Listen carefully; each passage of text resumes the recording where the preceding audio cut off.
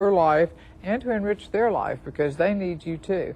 Each year at Los Angeles Animal Services, we have over 50,000 companion animals that come through our 6 shelters. So we have a selection that you won't believe until you come and see it. We have kitties of all ages, from kittens to mature cats. I actually would recommend a mature cat. They're a whole lot easier. We have dogs from puppies to mature dogs. Again, I would recommend a mature dog because they're a little bit easier to handle and take care of. And we have love in all size packages. So come on down to Los Angeles Animal Services, any one of our 6 shelters, meet our amazing animals. We have love just waiting for you. Hey, buddy! Don't you know you should never leave a cooking pan unattended? And a working smoke detector can warn you of a fire. Like the one behind me.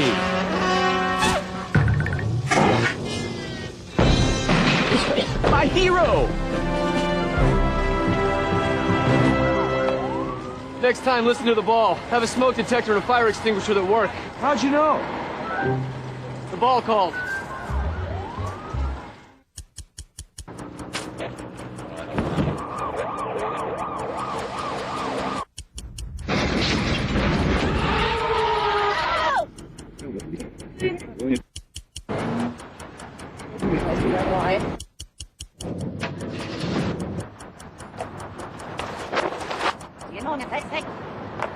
Yes, I know I'm late.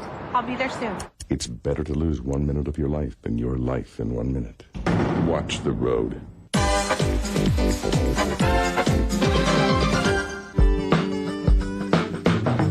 Hello, I'm Dr. Scott Kaiser, board-certified family physician specializing in geriatric medicine, and welcome to The Empowered Patient. On The Empowered Patient, we like to talk about ways that we can take charge of our health and live longer and better. So today we're talking about physical activity and exercise, and I'm here with Julia. Hi, Julia. Nice to see you again. And we had you on before, Julia. You're also Robert Cox's caregiver. I know. Let's get you stopped on the treadmill here. All right. Very good. Very good. So we all set here. So we're talking. It's nice to see you guys working out. Yeah. So tell me about this. Well, that booklet that you gave us a copy of was wonderful because I never realized before how important it was to at least let your doctor know, before you do exercise. Right. Just to be on the safe side, right? To be on the safe side. So you're referring to our booklet here from the National Institute on Aging, Exercise and Physical Activity. It's part of the Go for Life campaign. Yes. And there is a section in here that reminds you that if you have chronic medical conditions or if it's been a long time since you exercised, better safe than sorry if you're in doubt on those issues. Yes. Just go ahead and consult with your doctor before starting your exercise program. Yes, because in Bob's case, he's had some problems, health problems, and the doctor said he must just have moderate exercise. Right. So that helped us a great deal. And that's something that's outlined in the booklet, the difference between mild, moderate, and vigorous exercise. Absolutely, and we're very grateful for And that. the take-home point on that really is that exercise is likely pretty much everybody. Yeah. I can't really think of anybody who couldn't benefit from some physical activity exercise plan. Absolutely. We walk a great deal and we dance, but this is a specialized type of thing to work out. Some of the upper body we've kind of neglected. Right. So you could tailor your exercise program to you. And if you've had surgeries or if you have certain medical conditions, you might need to tailor your exercise regimen in specific ways. Absolutely. So the safe bet is just talk to your doctor about it before you start. Absolutely. That's what we're doing. And That's great. Thank you so much for that booklet. Absolutely. For your good work. And I'd even encourage you, as you guys continue to exercise, let your doctor know how you're doing. You have these sheets in here where you can track your progress. We will. And I know that you've been filling these in. Take them to your doctor's office. I'm sure Mr. Cox's physicians and your physicians would love to know the progress you're making. That's important because I know it did say earlier on that you should keep your doctor aware of different circumstances, and So this is a wonderful idea. All right. Thank Well, you. thank you so much for Okay. having us. Okay. Thank you. Thank you, Mr. Cox. So you heard it here first from an empowered patient, an empowered caregiver, that we can use this booklet, Exercise and Physical Activity. We can get active, we can get fit, and we can live longer and better. You can order this booklet from the National Institute on Aging. Just call us at the number below and we'll send you out a free booklet. And we want to hear from you. I'm staying active every day. I'm in charge of my health.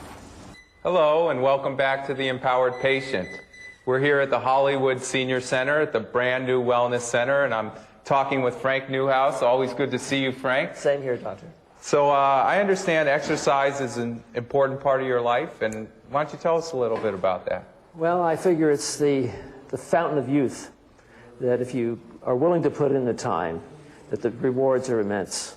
I walk at least 5 miles a day, 5 days a week, sometimes 6. I go to the gym 2 times a week. I used to do 3. I don't drink, I don't smoke, I don't drug. I don't burn the candle at both ends, and I think, coming up on 76 this month, I think it has paid off. I'm delighted with the results. Great, so you're feeling good. Oh, yeah. You feel full of energy, and Yeah. you feel that's related to your physical activity. Yeah, you just can't beat yourself up consistently year after year and expect good things to happen. Some people are freaks of nature. I don't want to roll the dice on that and say, well, I'm going to be the exception to the rule. Right. And that's great to hear. You see that a lot of people out there have a misconception that as you're getting older, you shouldn't exercise, and that it could be dangerous. But I think that what we're learning here is that if you're doing it in a way where you have a plan, it can be a great thing. And I know that you've used this booklet here. I have. Exercise and Physical Activity. Mm-hmm. This is a product of the National Institute on Aging, free and available to anybody who might be watching at home.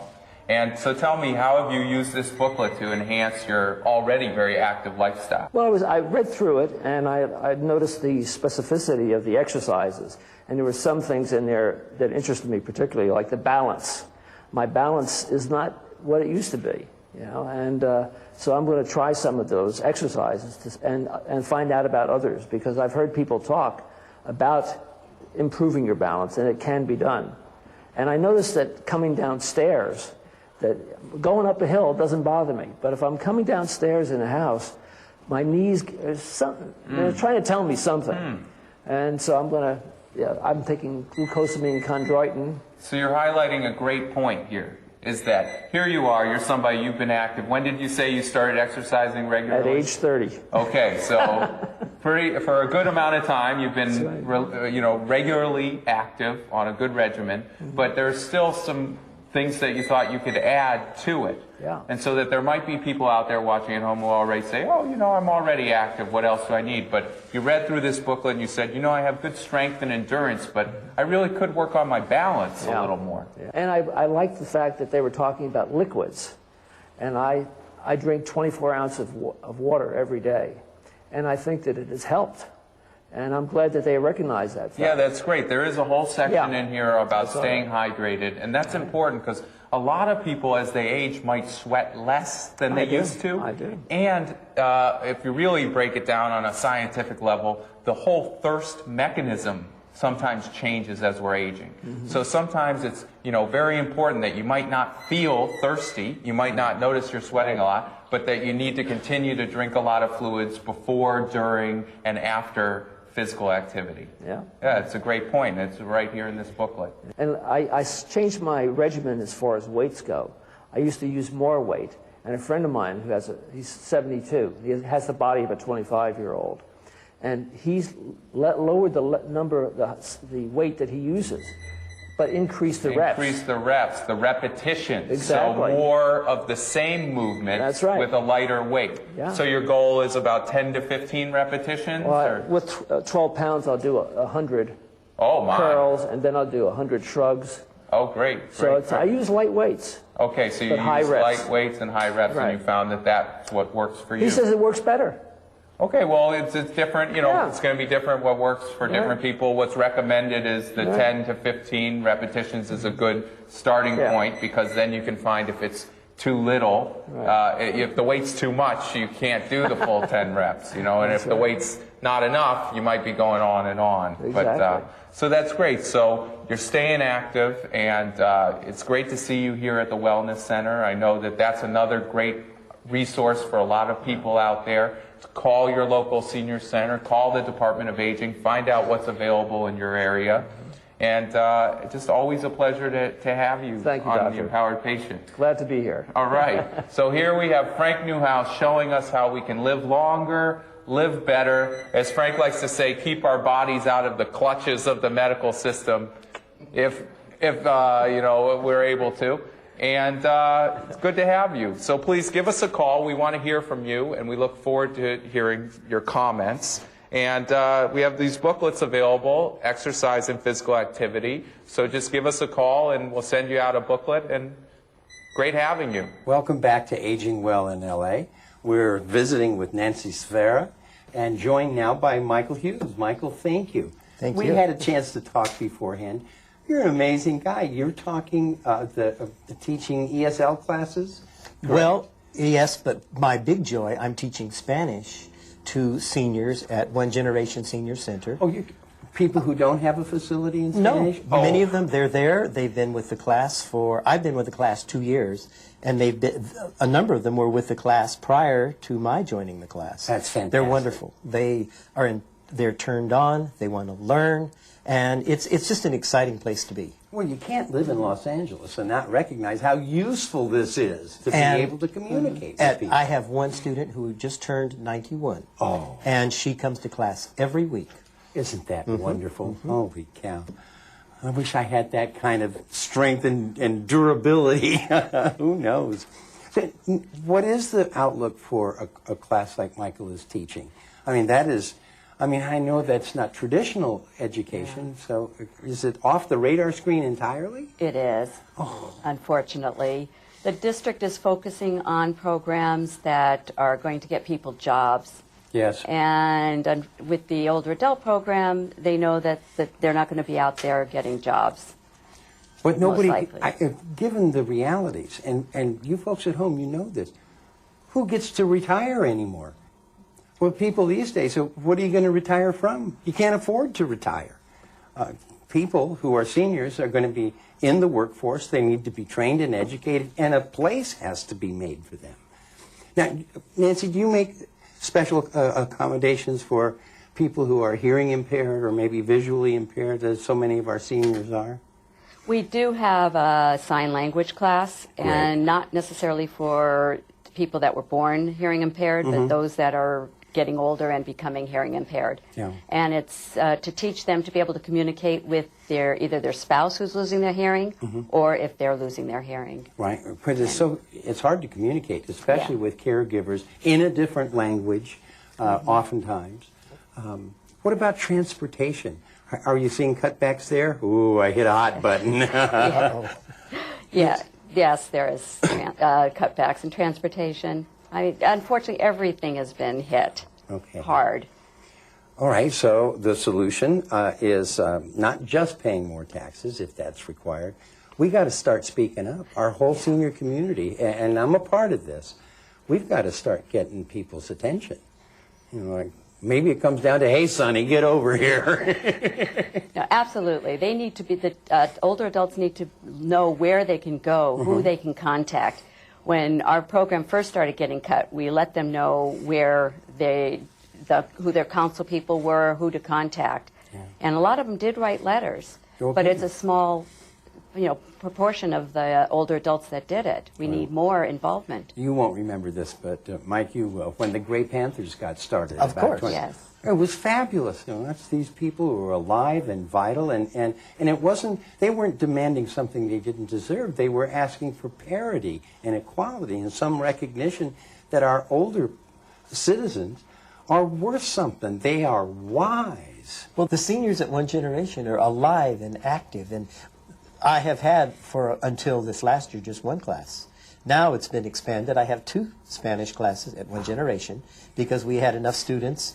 We had a bunch that said, oh, That's an advanced class. We want to start a beginning class. Wow. So I have 2 full classes. Isn't that amazing? It's wonderful. It's Now, when you say inspiring. full, how many people are we talking about? 20. Wow. That's a handful for Yes, any teacher. yes, It yes. would be. And they inspire me because what I love is I can share with them, I can share their experiences. We can talk about the music that I love of their era. Yes. We can talk about stars and performers of that era. Yeah. And it's like they understand where I'm coming from and my loves.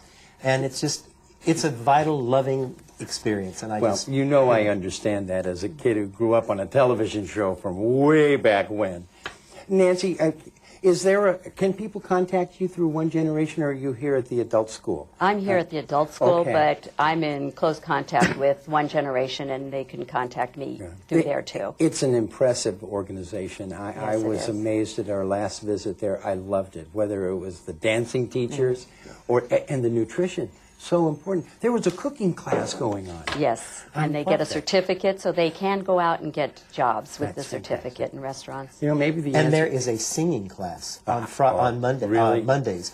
They have a partition, and the songs they're singing are the songs I love. And I'm teaching my little lesson, and on the other side of the partition, we have Rodgers and Hart. Yeah, we it's have Some Enchanted Evening. of that too. They meet, they have a pianist, and they sing these songs. They have people get up and do individual, and they're not afraid. No, they're not Barbra Streisand, Yeah. but they get up and they're courageous and they sing, and I say, good for you. That's the best. Maybe the true answer, folks, is maybe we ought to take care of ourselves.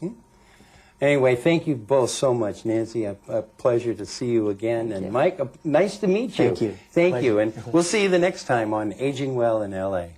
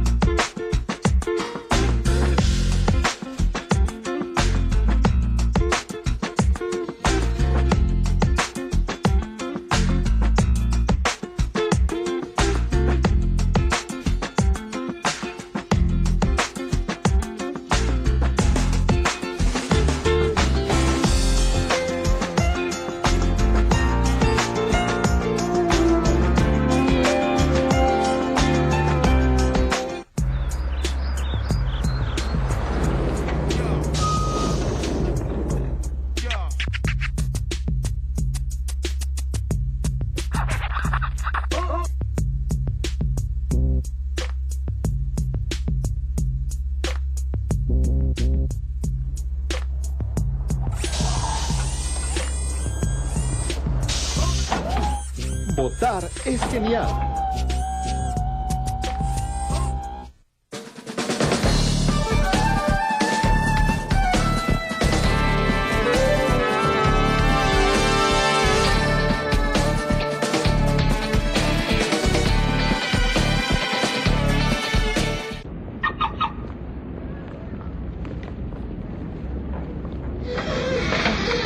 Illegally parked cars? Call 311, the toll-free number for non-emergency services. 311, your one call to City Hall.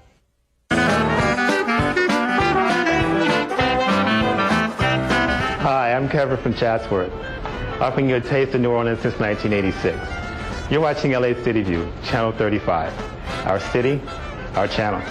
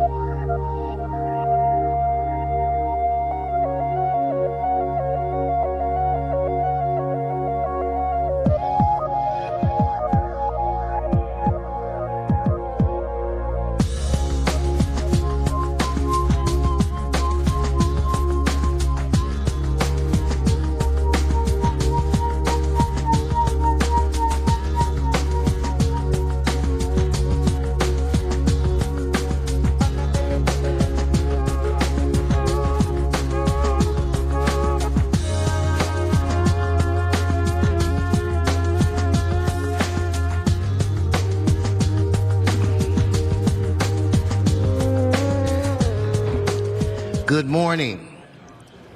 We now have a quorum. I want to welcome all of you. It is January 17th, Tuesday.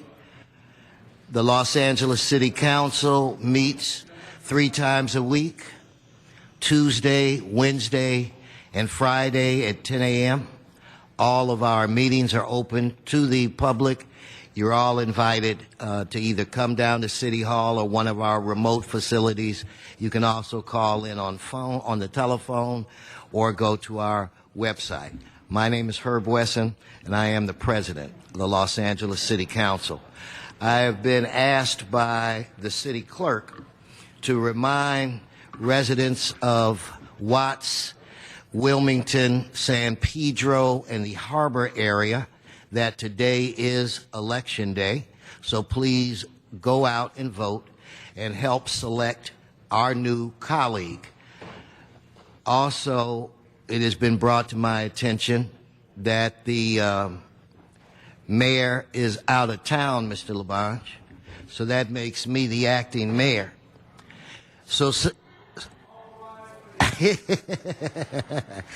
since he's gone, let's do something devilish, like let's change the names of some streets so that when he lands and he says, yeah, take me to Wilshire Boulevard, the guard can say, oh, you mean Labange Boulevard? No, yeah, Wilshire was a good guy. Gaylord Wilshire, good guy. You're a good guy, too. Krikorian Parkway, Perry Plaza Drive, Rosendahl Street, Route, Rosendahl. Okay, that's good. All right, so at this time it's Tuesday. In fact, before we do that, why don't I ask the Madam Clerk to call a roll? Alarcon, Cardenas, Unander, Garcetti, Weezer, Caress, Krikorian, Labange, Parks, Prairie, Reyes, Rosendahl, Zion, Wesson, 10 members present and a quorum, Mr. President. First order of business. Approval of the minutes. Okay, Rosendahl moves, Zion seconds. Next. Committee resolutions for approval. Weezer moves, Englander seconds.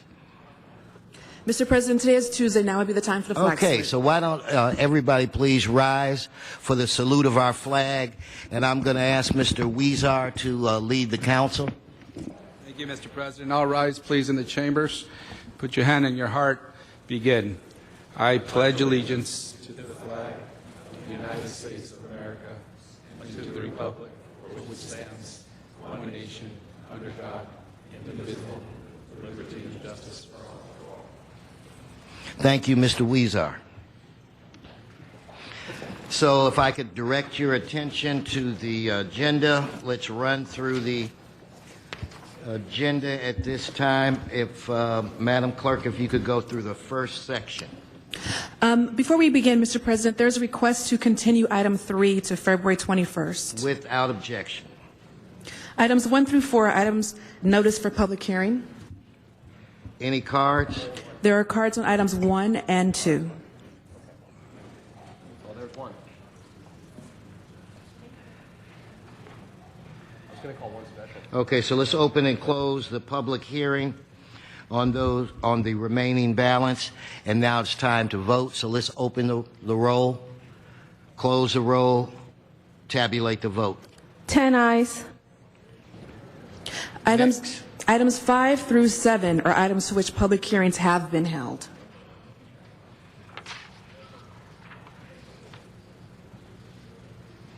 Items 5 through 7? Yes. Any cards? Cards on items 5. Members, specials? Seeing and hearing none, open the roll, close the roll, tabulate the vote. 10 ayes. Next. Item 8 is an item for which public hearings have been held. Okay. No questions, members? Well, why don't we on that item, let's open the roll, close the roll, tabulate the vote. 9 ayes, 1 no. All right, that passes. Bring the next section. Items 9 through 14 are items for which public hearings have been held. Members, any specials? 9 through 14? And there are no cards, correct? Correct. Public hearing has been satisfied. Okay, on that, let's open the roll, close the roll, tabulate the vote. 10 ayes. Next. Items 15 through 23 are items for which public hearings have not been held. 10 votes required for consideration. Without objection. Cards? There are cards on items 15, 18, 19, 20, 21, and 23. 23? Yes. Members, any specials? Okay, Mr. Garcetti is requesting 16. Oh, continued for 2 weeks. What's that date? January 31st. Okay, then, without objection. Members, any specials?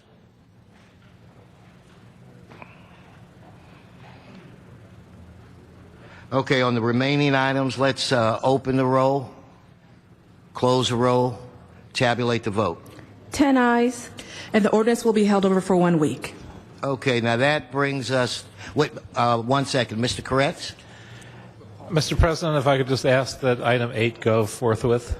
Yes, you may, and it will go forthwith. Mr. Krikorian? Thank you, Mr. President. Number 17, forthwith, please. 17, forthwith. Madam Clerk, that brings us to what? That brings us to general public comment or items called special.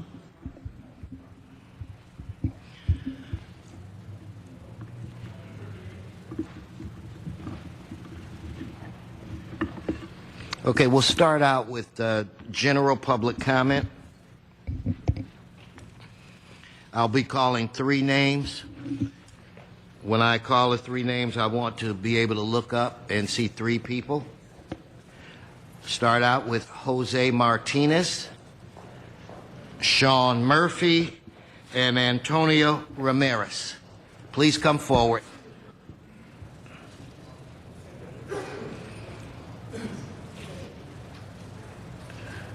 Mr. Martinez? Jose Martinez? If I call your name and you don't come up, you forfeit your ability to speak. Okay, so Mr. Murphy, you're up. Good morning. Morning, Mr. President, City Council. I hope you had a nice Martin Luther King Day holiday. We need to repave our streets. No layoffs. Thank you. Thank you, Mr. Murphy. Antonio Ramirez, please. Antonia. Thank you very much for mispronouncing my name, President. Please pronounce it for me. I'll give you extra time. Thank you. Antonia. Antonia. In the female gender form in Spanish, with the ending with an A. Antonia. Thank you very much. Thank you. No, thank you for correcting me. I take great pride in doing your jobs, LA City attorneys, council members, and Department of Justice. I will not stop until every corrupted, dirty Latino rogue, racist, rent-a-cop is exposed and fired in both the LA Sheriff's Department and the LAPD, with the exception of Marco Duarte. He's fantastic. The East LA Sheriff's Department diabolical, wicked, and pure evil bullies are the following deputies: Deputy Cruz, Aguirre, Valencia, Duran, Lomelli, Gonzalez, Spears, Pacheco, Martinez, Malandrino, female Parra, female Farias, female Sandoval, Jay Murillo, Hector Andujo, George Bernal, Henry Romero, and Pedro Mejia, who are all committing gross obstruction of justice and unethical, corrupted pussies. Furthermore, we need to enforce the federal... Wait. We have children that listen to this show and sometimes are here. You're right. I see the children up here. In I'm the, sorry. the I apologize audience. to your virgin ears. No. As adults, we should be respectful to them. So I'm asking you to please be sensitive. I am very You can say respectful. whatever you want. And I use very strong language too, but not in front of my kids or my grandkids.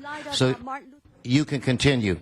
By Mayor Kurt Pringle or the others, but it always seems to be, someone like you and Jan Perry and Zine, as well as Englander. Where is the spirit of Martin Luther King? And yet, coming from an African American, you take that right. And I don't think Martin by censoring me. I don't believe Martin Luther King would ever use that word. Okay, you're disrupting this meeting. Your time is over.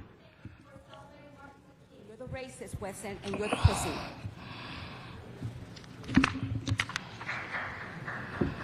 James Shaw, Scott Smith, Arnold Sachs. Good morning, Council President Wesson, council members. Richard Kearns, longtime patient and activist, passed this week. My God. I'm sorry to hear that. Thank you. He was a dear friend of the community. May Richard's efforts in these chambers not be in vain.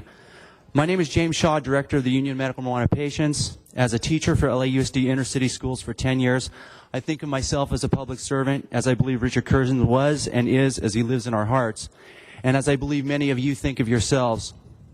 How can we best serve the people and patients? Let's say some percentage of the so-called medical cannabis patients are really just recreational users that have gone to the doctor and now regularly participate in a relatively public forum for what they now call medicine. And if they are under 21 years of age, they must additionally see the pharmacist on site to be counseled, where all these so-called patients get exposure to a wide variety of alternative healing modalities, including exposure on how to be active in their community with gardening and other volunteer activities required of their membership. I call this a public health opportunity. I consider patient association health centers harm reduction facilities. How can we best serve the people and patients? Whether you listen to Glauca, ACE of the Union, or any number of patients like Richard Kearns who spend their lives' energy working for a cause, we are all saying a similar thing. Let's be authentic with the conversation. There's very little crime around patient associations. To paraphrase Chief Beck, the RAND study, and the union's own analysis of LAPD crime statistics. Chief Beck was not lying to protect patient associations. The ordinance provides very little space for patient associations to relocate, to paraphrase Alan Bell from the Planning Department. Besides the city attorney, these are also your advisors. We are saying consider the variety of alternatives to banning that have been submitted to the city attorney and your offices. Let's be authentic about the conversation for the sake of the people and the patients. Thank you. Thank you. Mr. Rosendahl, I would hope that you would be adjourning for Richard. Maybe we could do all members. Yes, Mr. President. I was aware of this happening. Richard's last appearance here in the chamber, he was in a diaper and was getting custodial care. We spent some quality time at that moment, and I will do an adjourning motion for him. He's truly an inspirational figure, and there'll be a memorial for him in West Hollywood. It's still being worked out in the details. May he rest in peace, but more later in the adjourning motion. Thank you. Yes, sir. Please come forward. Scott Smith with the Union of Medical Marijuana Patients. The public was not allowed to comment last Friday at the Public Safety Committee meeting, and I'd like to correct the record on some of the statements made by the City Attorney's Office. First of all, the statement was made that you can't regulate under PAC. That's not true. You can read PAC. It's very clearly written. You have zoning powers. You have police powers to abate public nuisances. The second thing was that we advised the council 2 years ago that the original ordinance was fatally flawed, and sure enough, it had to be amended a lot of time. It cost millions to defend. Now, the city attorney claimed that it was besieged by 66 lawsuits. In fact, there are only 2, and one of which is active. That's because all these cases have been consolidated. The main one was decided by Judge Moore in Superior Court a few months ago. Everybody's waiting for PAC to be decided. And if that is appealed, it's not going to cost much. So there's no big rush that should be engaged in to dump that. The second one is the 420 Grand case, and that is when the city attorney's office sued 163 medical marijuana collectives, and that is now moot because it was regarding the original ordinance, and the only reason it hasn't been settled is because the city attorney's office is trying to sneak in an agreement to have all future service over litigation being done electronically. We're not willing to do that. So there's really only one active lawsuit. There should be no big rush to ram through a ban. This is a very complicated problem, the regulation of medical marijuana dispensaries, with many implications. So I would urge you to take your time and study it carefully. Thank you. Thank you. Mr. Sachs, good morning. Good morning, sir. Very quickly, when you mentioned that we would lose the right to speak, we would forfeit the right to speak, was that like a 30-day impound on our rights if we're not online? You know, impounding making the news lately. Today's downtown news. CRA's demise put downtown properties in limbo.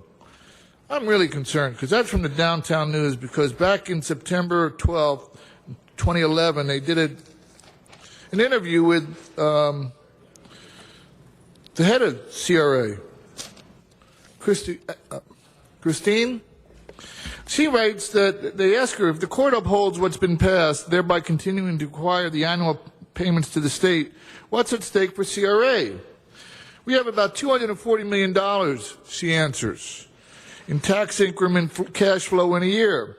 Of that, about half is committed to debt service and pass-throughs and taxing entities, so that we have about $120 million left to actually work with.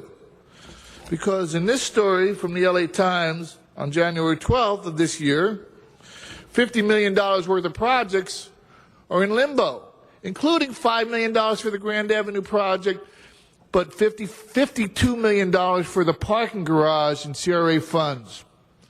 So maybe somebody could take a second and explain how you have $120 million in CRA funds per year and $50 million in projects in limbo and $5,000 for apartments, part of the Grand Avenue projects, while you have $50 million for the project for the parking garage.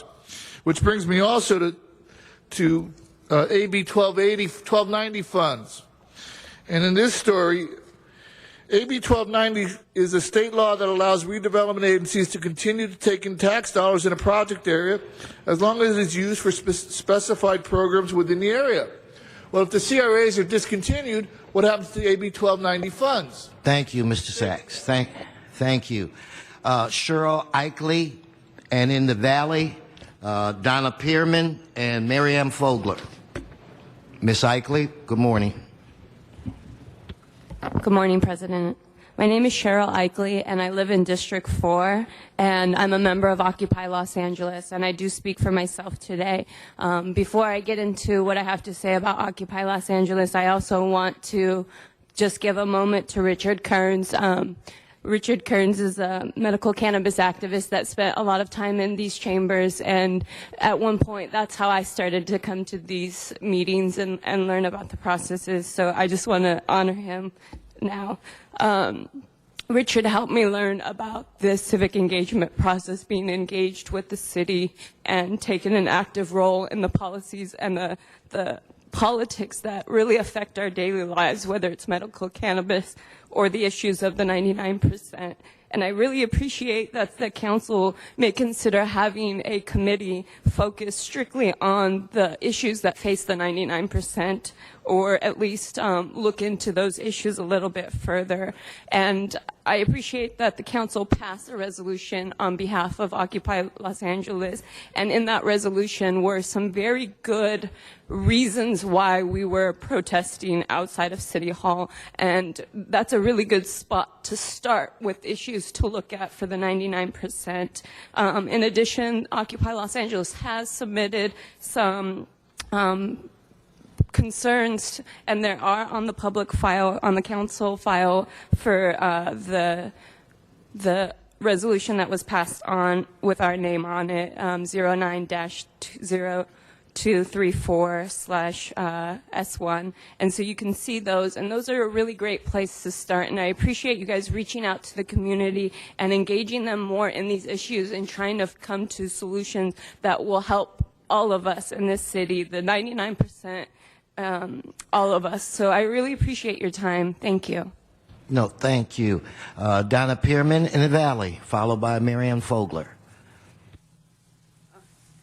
Hello. Anyway, well, all the streets you forgot to mention. How about the Eric Garcetti Horseshoe?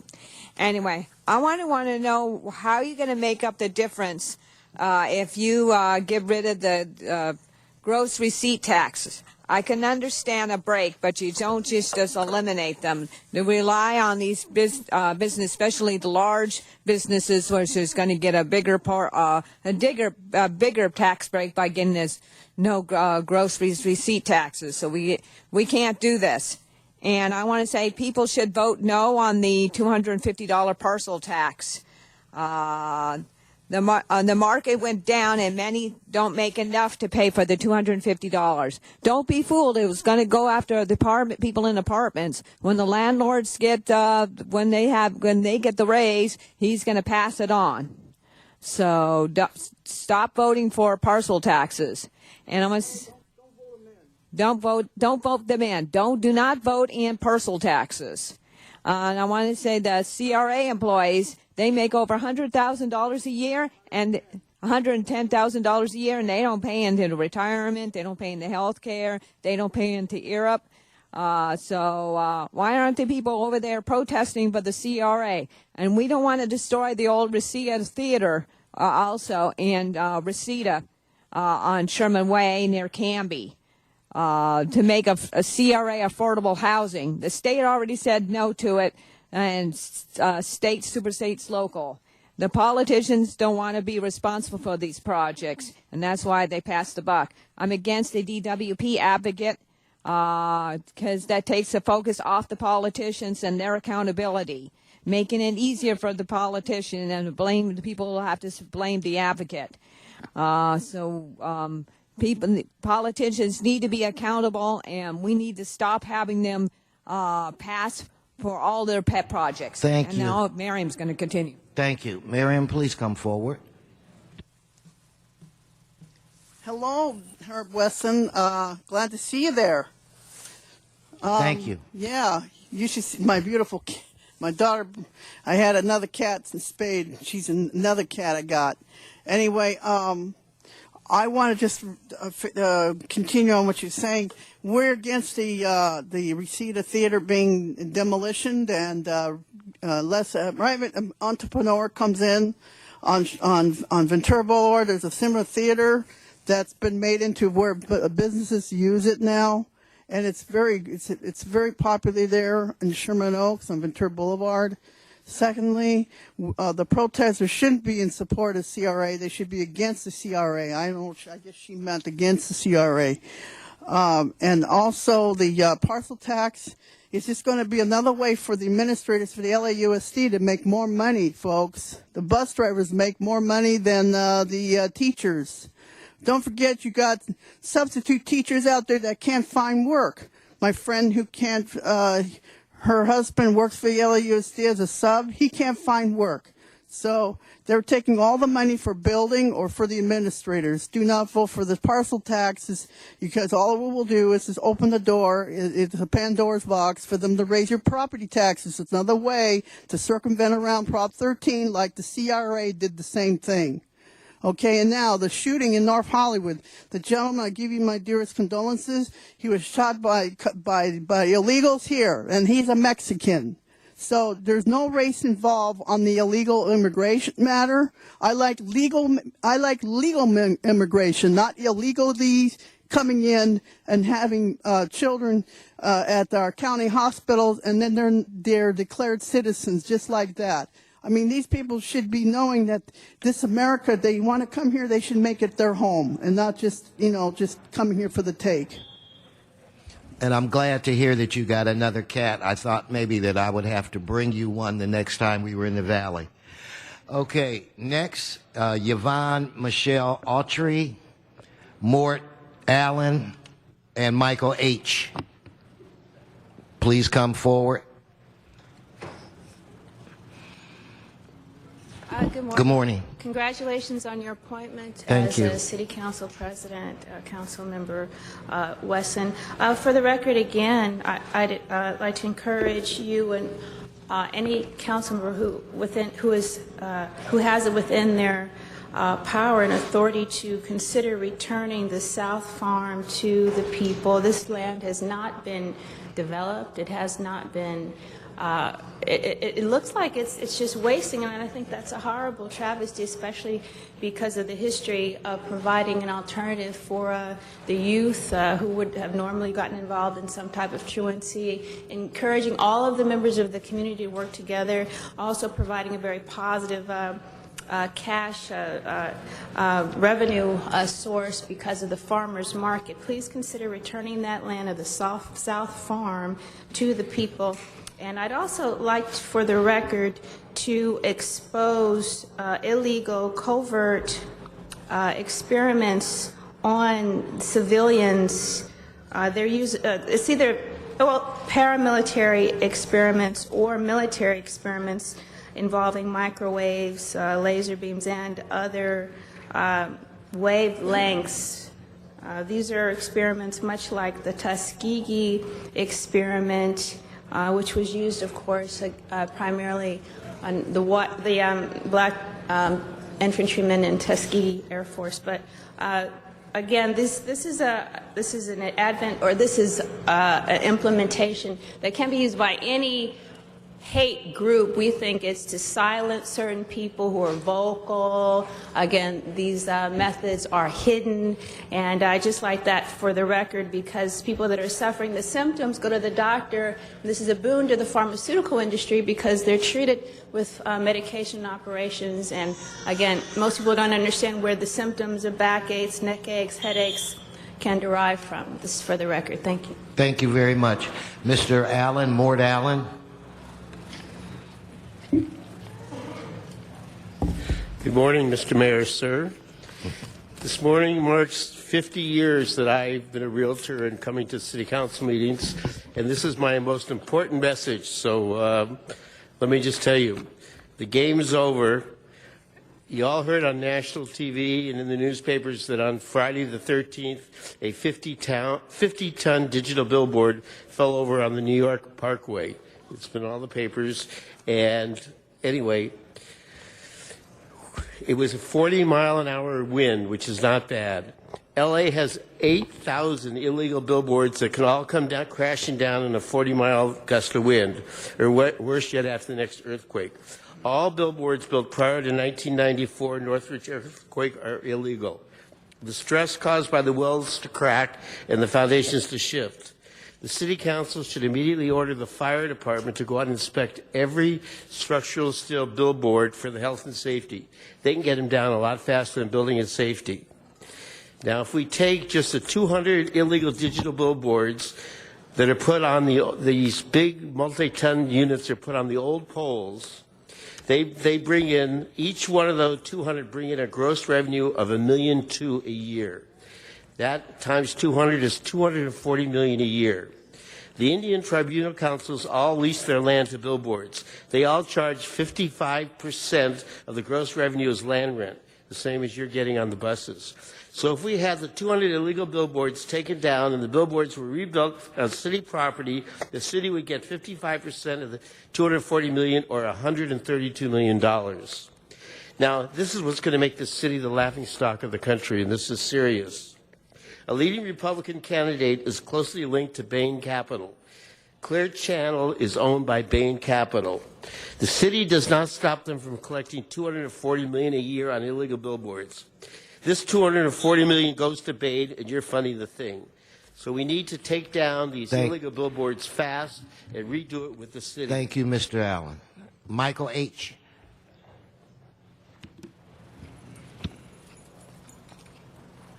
Good morning, and good morning. To the president of the meeting, you should really read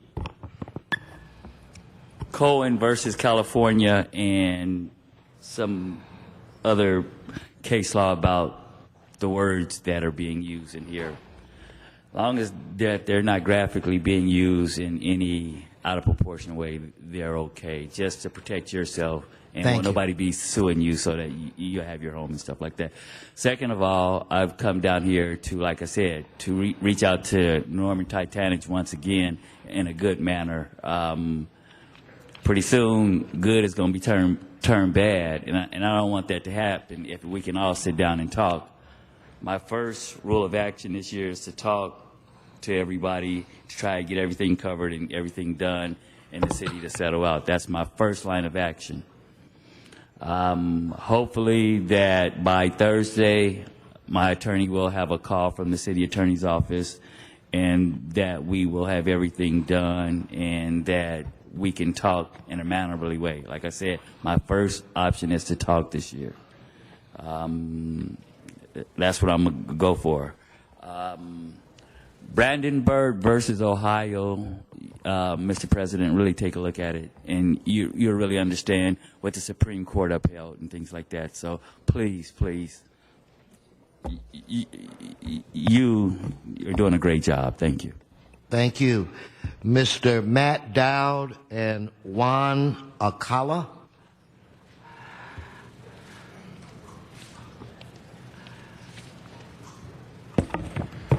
Yeah, first of all, you got problems. You got problems. It's all going to go on YouTube. And here's the thing. She called them pussies or whatever. I mean, come on, Matt. It's completely acceptable. You're disrupting the meeting. You really are. You know that I have always treated you with respect, and I will continue to do that. But you're not going to use that word here. So I'm asking you. You're creative enough to use other language to get your point across. You're a very articulate individual. So please, let's don't go there. Go on, Mr. Dow. All right, it's all good stuff. It's all good stuff for YouTube and for the Ninth Circuit. They watch YouTube these days because the decorum got struck down. Fools. Am I allowed to call you fools? See, you're getting into this really bad area, and it's pissing me off now because it was good, and Jan Perry will tell you, I called her pathetic one day, and she said, that's fine, that's what you have to take when you're a public official.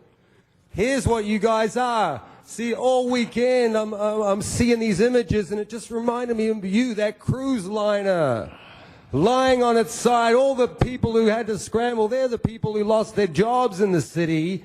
It happened on a Friday because it was Tom LeBong. See, he was having presentations. They wanted to go wave to a sister city. It was LeBong. It's a guy just like him who wrecked that freaking ship. Oh, yeah, let's go wave to one of my fucking homies. Okay, you've disrupted the meeting. Cut his time. Okay, Mr. Acala. Mr. Acala. Okay, come on. No, come on, Mr. Acala. Sergeants, give me a hand here. Give me a hand here.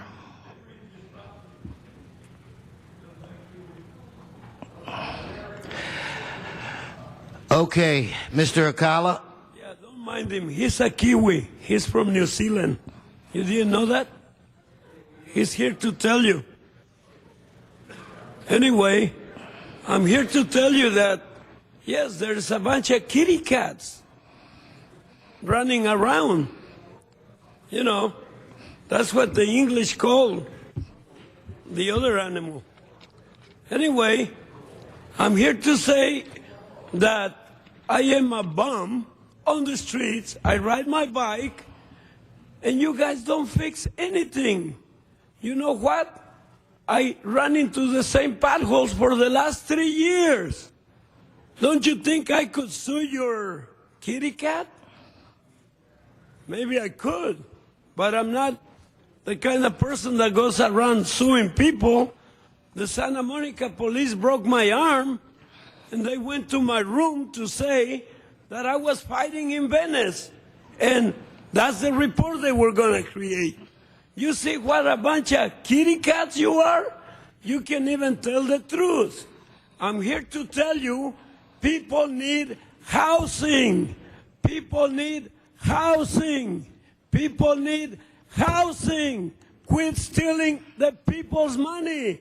Quit putting it away into unknown areas. Put it into housing.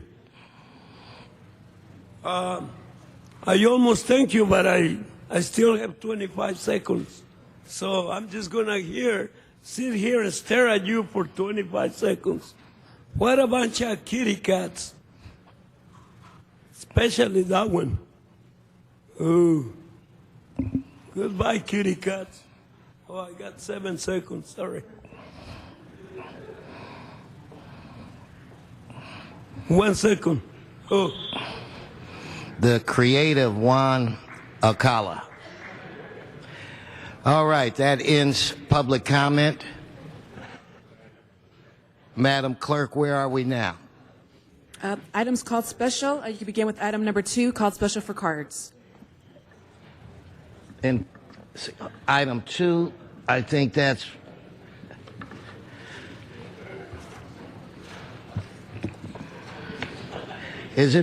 can we do items 2 and 5 at the same time? Okay. Since I didn't hear a no, I'm assuming that I can. So I'd like to call up on item 2, Sean Murphy and Mary O'Neill. Excuse me, Mr. President, for item 5, that public comment has been satisfied for item 5. Wait, item 5, the public comment has been satisfied? Okay, thank you. So now on item 2, Mr. Murphy, and then Mary O'Neill. Where's Mary O'Neill? Okay. All right, Mr. Murphy, good to see you again. Good to see you too, Mr. President. I am for this item. Thank you. All right, thank you, Sean. Mary O'Neill, please. Good morning. Thank you very much. I represent Penny Pouget, who is the administrator of the estate of Carmen Moore, the owner of this property. I filed a written protest that sets forth all of the documents in protest to the imposition of this lien. It is somewhat of an unusual situation in that during the probate proceedings, a woman filed a lawsuit contending that she owned the property. She was able to obtain a default judgment unbeknownst to anyone and to take possession of the property. It took some time to get that judgment set aside. It was set aside, and that was recorded in November of 2010. The property remained in litigation until title was restored to the estate of Carmen Moore in May of 2011, and that was recorded. At no time were any notices sent to Penny Pouget as the administrator of the estate, even though she appeared as as the owner of record. None of the notices imposing the work that was to be done, the notices of abatement, they were all sent to the woman who had filed the lawsuit. For those reasons, we were unable to do anything with reference to the property, and without any notice to the owner, the imposition of the lien would be or is improper. And we ask that the City Council not adopt this resolution. Thank you. Ms. Perry? Thank you, Mr. President. We have asked Building and Safety to come downstairs, and I would just ask if you could hold this on the desk. They are on their way, and I'm doing this on behalf of Mr. Parks. Don't want to continue this item because I think the attorney has some availability problems later on. So let's see if we can resolve this matter today, and they should be here momentarily. Okay, Madam Clerk, let's hold that item on the desk. That brings us to what? Item 15, call special for cards.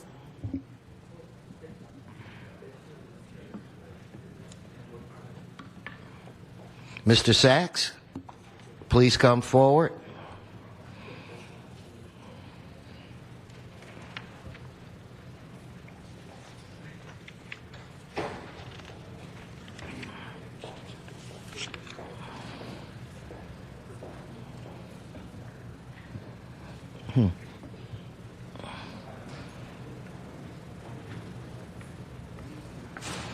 Mr. Sachs. Yes, thank you. Good morning again, Arnold Sachs. I held this again, another new business improvement district, only based on the actions, and again, I'm taking information from the Downtown News regarding the fact that they had like a $1.6 million budget for the Downtown Business Improvement District, and out of that budget, they're spending 36% of it on not maintenance, on running the business improvement district. Now, this would be a nonprofit, supposedly picked by the city attorney office or the CAO's office to run this business improvement district. And I think when you're forming these bids, that the people involved, whether it's a property or business, should understand that when they put their money, when they're assessed the fee, that 36% of it is going to go for the operations, not for any services, but for salaries, basically, for the people to run the operation. And when you look at some news articles regarding nonprofits, and it's stated that a good nonprofit should take about less than 14% of the funds it takes in, you have to ask your question, well, why are they getting 20% more to run a business improvement district? And when you look at a number like $1.6 million and you take 20% of that, that's $320,000. And what can you get for $320,000 in the city of LA? Well, you might get yourself a city councilman.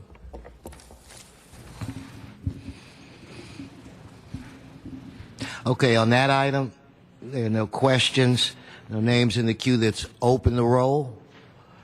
Close the roll. Tabulate the vote. 11 ayes. And that ordinance will be held over for 1 week. Okay, next. Item 18, call special for cards.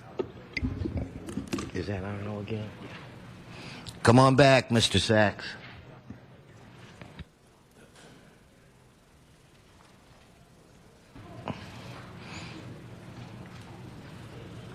Item 18, Mr. Yes, thank Arnold you very Sachs. much. Item 18 refers to a contract with the URS Corporation, a Nevada corporation. Nevada corporation? Wait a minute. About 2 months ago, didn't you spend like an hour, maybe an hour and a half, discussing business breaks for local businesses in the city of LA, and finding out that local means city, state, city, county, and state? That you're going to give an 8% break to cities, to local businesses, so that the sales tax created by these local businesses would stay in the city, county, state? Well, maybe somebody modified state, local to mean Nevada, because you gave a contract right after you did that song and dance show here to Arizona, and now you're giving another contract to Nevada.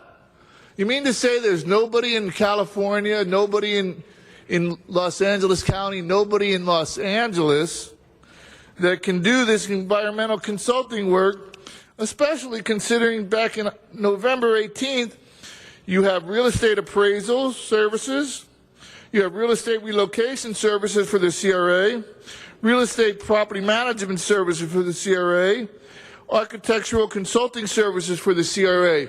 Like $10 million in contracts. And you can't find anybody in the city, county, or state of California that would do this for 8% less than this company in Nevada. So much for that 8%. So much for that discussion. Back to that $320,000. Okay, Mr. Sachs, you need to stay there because you're up next. On this item, let's open the roll. Close the roll. Oh, wait, Mr. Englander? No. Oh, then let's try that again. Open the roll. Close the roll. Tabulate the vote. 11 ayes. Thank you. Mr. Englander. Forthwith, please. Thank you. Forthwith. Okay, and next is item 19. Yes, thank you. And thank you for the discussion on the city benefits for the businesses in the city of LA. This is a Hollywood Transit property-based business improvement district. So I'm wondering, Hollywood-based transit, must be around the Red Line subway station? Or, because it certainly wouldn't be any bus terminals. The North Hollywood Transit property-based business improvement district. And again, the same same discussion regarding the amount of the percentage spent on providing services and the percentage spent on management by a nonprofit, because supposedly these are nonprofits picked to run these business improvement districts. And if they're not, then don't you think the businesses that are getting dinged ought to know about that also? But this is going to be, what, a 12-0 vote? Off with your heads. Thank you, Mr. Sachs. Madam Clerk, I believe that brings us to what, item 20? Yes, we need to, council should vote on item 19. And they were called special by cards? Yes, council should first vote on item 19. Oh, I'm sorry. Open the roll. Close the roll. Tabulate the vote. 11 ayes. Okay, now that brings us to item 20. Yes, and a substitute motion has been circulated. All right. I have 2 public comment cards on it. I'm going to, hopefully I don't mispronounce the, Mr. Rosendahl. Thank you, Mr. President. This is a motion, and a substitute motion went around, folks, and I know you all support it. And we do have cards on it. But before they speak, I would like the department to come up and explain what this is so that we understand the backdrop on it. This is an exciting new day, folks. It's getting the whole cultural, come on up, the whole cultural community, both government and non-government facilities, into a greening phase. That's what we need to do. The department head will explain it. Some of the folks from the Electric Lodge, frankly, that have been heroic in making this happen will speak after you. Just give them a quick sketch of what this motion is. Good morning. Good morning. Olga Garay English, Executive Director of the Department of Cultural Affairs. We're just thrilled that we're here with the folks from the Electric Lodge, which are based in Mr. Rosendahl's district. They're a terrific group of people who have an art center that focuses on theater, but they're also very committed environmentalists. And about 3 years ago, they approached the Department of Cultural Affairs to join forces to create a certification program for art centers and theaters throughout the city. So we gave them a small contract to do an assessment of all of the city's cultural facilities. There's about 25 of them, and they visited each and every one of them and conducted an environmental audit on all of them and produced a landmark report that has step-by-step recommendations on how to make cultural facilities more eco-friendly. The thing that's important about it is that art centers and theaters, because of the kind of work that they do, have very special sustainability needs. They're oftentimes working with paint and other toxic materials. At theaters, you're dealing with very vast electrical needs. And so just a regular certification program that's designed for homes or for offices really wasn't doing the trick. So we're extremely excited about it, and I'll let my colleagues come up here and tell you.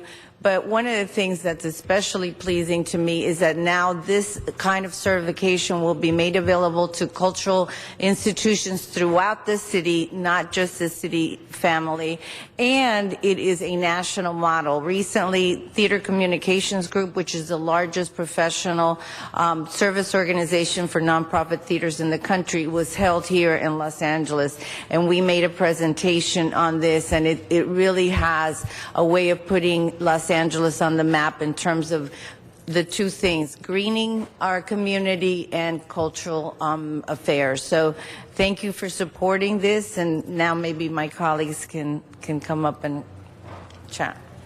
Thank you. Thank you very much. Justin, okay, I'm going to let you pronounce your last name, and I promise you if you come up here again, I'll get it. Thank you. Yoff. Yoff. I was going to be off. Okay, so go on, Mr. Yoff. Thank you, Olga. Thank you all for having us here today. We're very excited. I am the Executive Director of the Electric Lodge in Venice, and Joel Shapiro, the co-founder of Arts Earth Partnership, and Adam Meltzer are here with me today. About 8 years ago, we made a severe commitment to sustainability at our cultural center. We went solar panels back in 2001. We are a 100% renewable energy-powered cultural center in the heart of Venice. 30% comes from the sun. 70% comes from the wonderful DWP Green Power Program. We realized when we were making these changes at our cultural institution, we see 25,000 citizens a year. We also have grassroots connections with other galleries and theaters, and we quickly did the math. We realized that, if we had 40 facilities committed to to sustainable practice, there's about 1 million citizens and visitors we'll interact with. We believe the best way to communicate the need for sustainability and to set an example for our citizens and our local businesses to follow is through the cultural sector. Where else do the citizens congregate? So we combine museums, art galleries, dance studios and theaters, all committed to making these sustainable changes to set an example for our audiences and visitors to follow. We did the assessment for the city of Los Angeles. We actually now are happy to report we helped the Department of Sanitation expand their purchasing contract to enable some more green products, and right now we have 12 of your cultural facilities green certified. We are working toward completing all of the cultural facilities and working through the city of Los Angeles. I really think there's a moment here for us in the city. We are the creative capital of the world, and if we can green our cultural sector, what an example that we set for our audiences and visitors, and for the visitors to Los Angeles. I'm really excited that we connected with Councilman Alarcon in the General Green Business Certification, because working together with AEP and LA Inc. and LACCD, we can cover the entire spectrum of businesses and residents in Los Angeles, working together with certifications that are commensurate but cater to each sector. And I really appreciate the opportunity. Thank you, Mr. Yuff. Mr. Matt Dowd.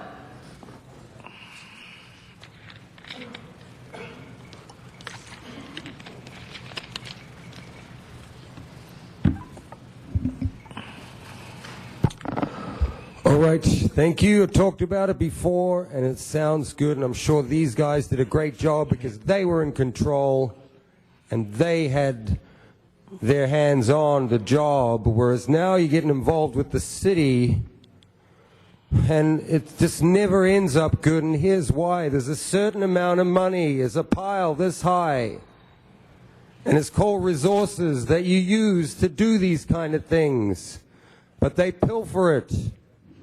And they're cronies, and there's so many things that have happened.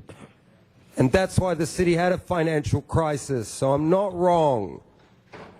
The captain already jumped off the ship, Eric Garcetti, and, it's all bad. So I'm not looking forward to this. I'm not in favor. I think there's more important things, and it's a lovely thing to think is, oh, yeah, it's great, let's do all this. The whole city, all these things. No. They're going to steal the money. And it's ugly, and I hate to be the one who has to do it, but they love me down here. They clearly love me because they want me here every day. Mr. Wesson, he's not talking about this item anymore. Thank you, Mr. Dowd. Mr. Rosendahl, do you have anything else you wanted to say on this? Yeah, I just want to thank, first of all, Ms. Perry, who seconded this motion as head of the committee that played a role with me with this historically, and Mr. Alarcon for wanting to broaden it beyond. But I want to thank Electric Lodge and its leadership in Venice for being a forerunner, frankly, to the city and to the nation in dealing with greening. When you came and met with me, obviously it was a no-brainer to me to figure out a way in which we could incorporate this in all of the facilities, publicly owned and privately owned. The more green we go and the more we tie it to the arts, the greater impact it's going to have on your community throughout this great city. So I ask for unanimous support on this to go forward with it. Thank you, Mr. Rosendahl. Okay, Madam Clerk, let's open the roll, close the roll, tabulate the vote. 11 ayes. Okay, next item, please. Item 21, call special for cards. Forthwith with that, Mr. President. Forthwith. Matt Dowd. On item 21.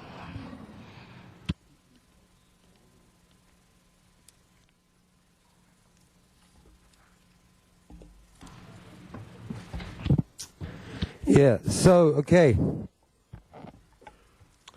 Let me roll the evidence. I'll call it discovery later. All right, yes. Watering of trees on Motor Avenue between Venice and National Boulevards, some funding. See, this wouldn't normally even be an agenda item, but it's, now it's desperate. Herb Wesson item too.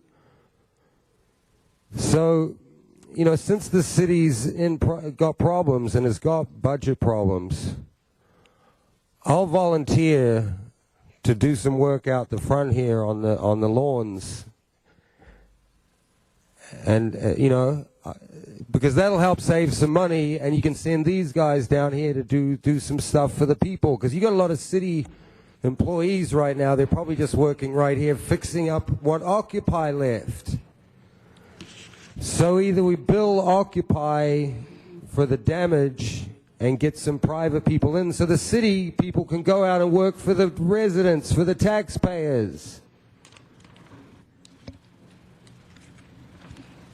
So I'm not having a good year, and it's not getting any better, and every day is going to get worse.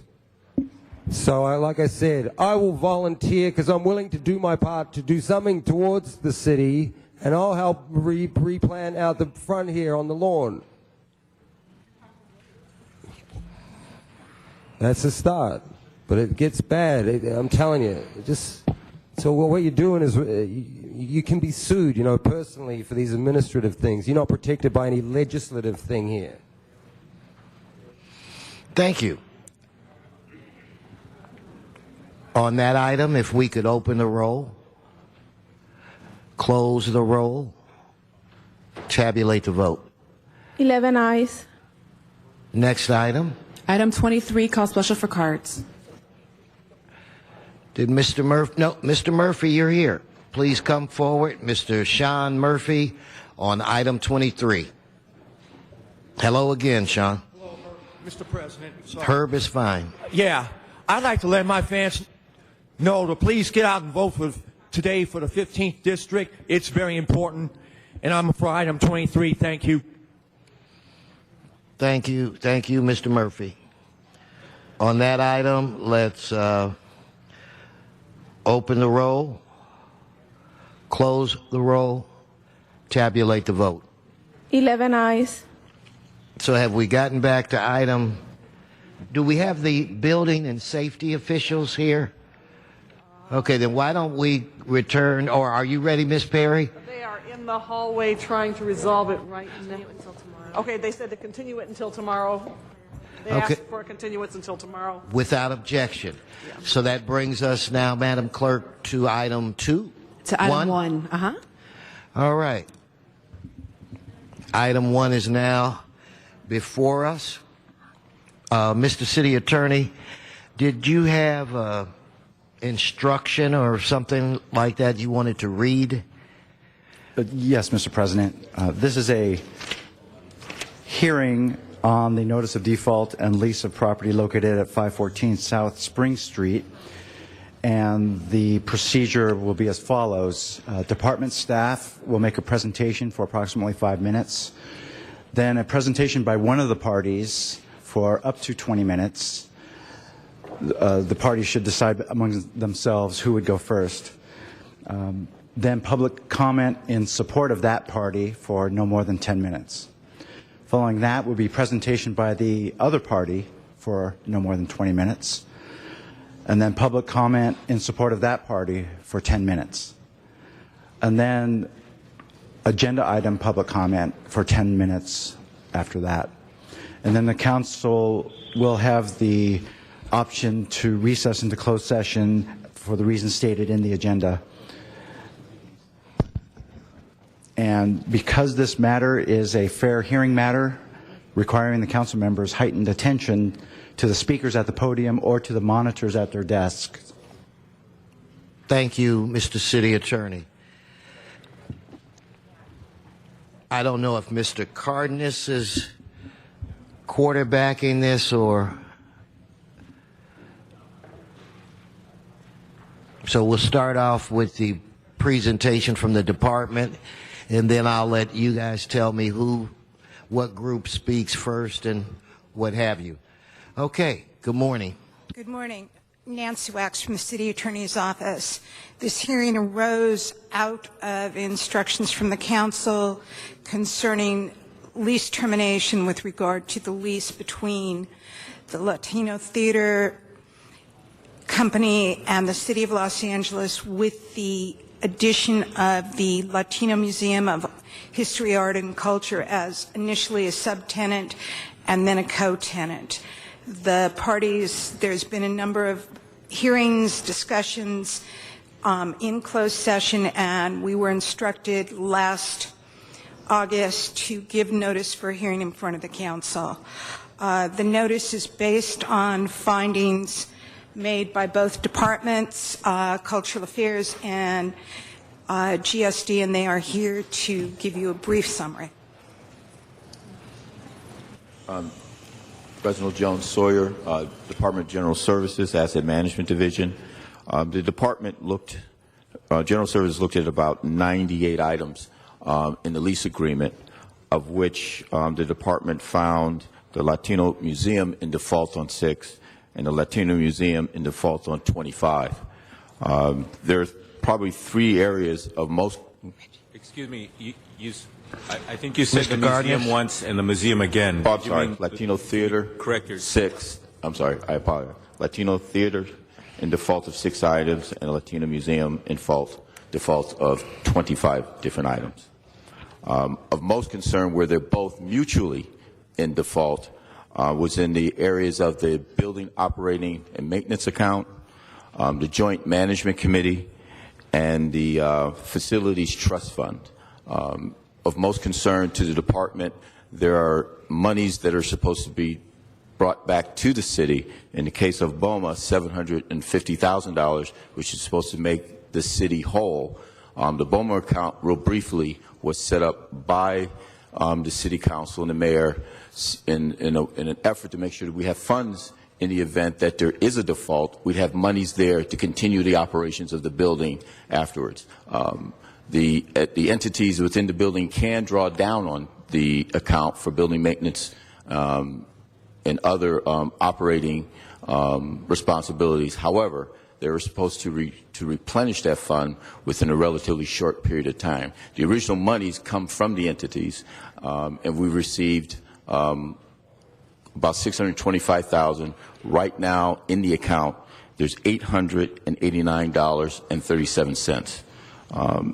The other issue of concern is the Joint Management Committee, which is supposed to be set up by both entities as co-tenants so they could mutually operate and cooperatively run the museum.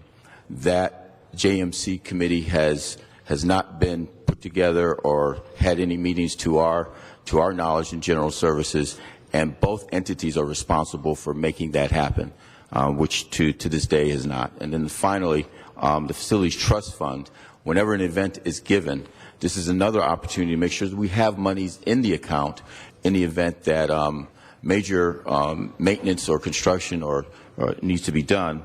$1 surcharge on every ticket is supposed to be deposited, supposed to be asked from the various activities, and $1 for each activity on each ticket. And then those funds are supposed to be given back to the city. So that, again, we have another Facilities Trust Fund in case there's some major work that needs to be done on the facilities.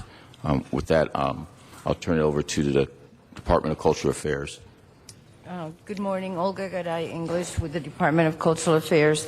Our department also did an audit on the 2 entities in March of 2011, and we used the lease and specifically the programming sessions of the current lease to base our audit on. For the museum, there were 7 major categories that we looked at and found that they were in compliance in 2 out of the 7, out of compliance in 1, which was to establish a museum store. And then 4 of the items were either we were unable to determine or they were somewhat in compliance.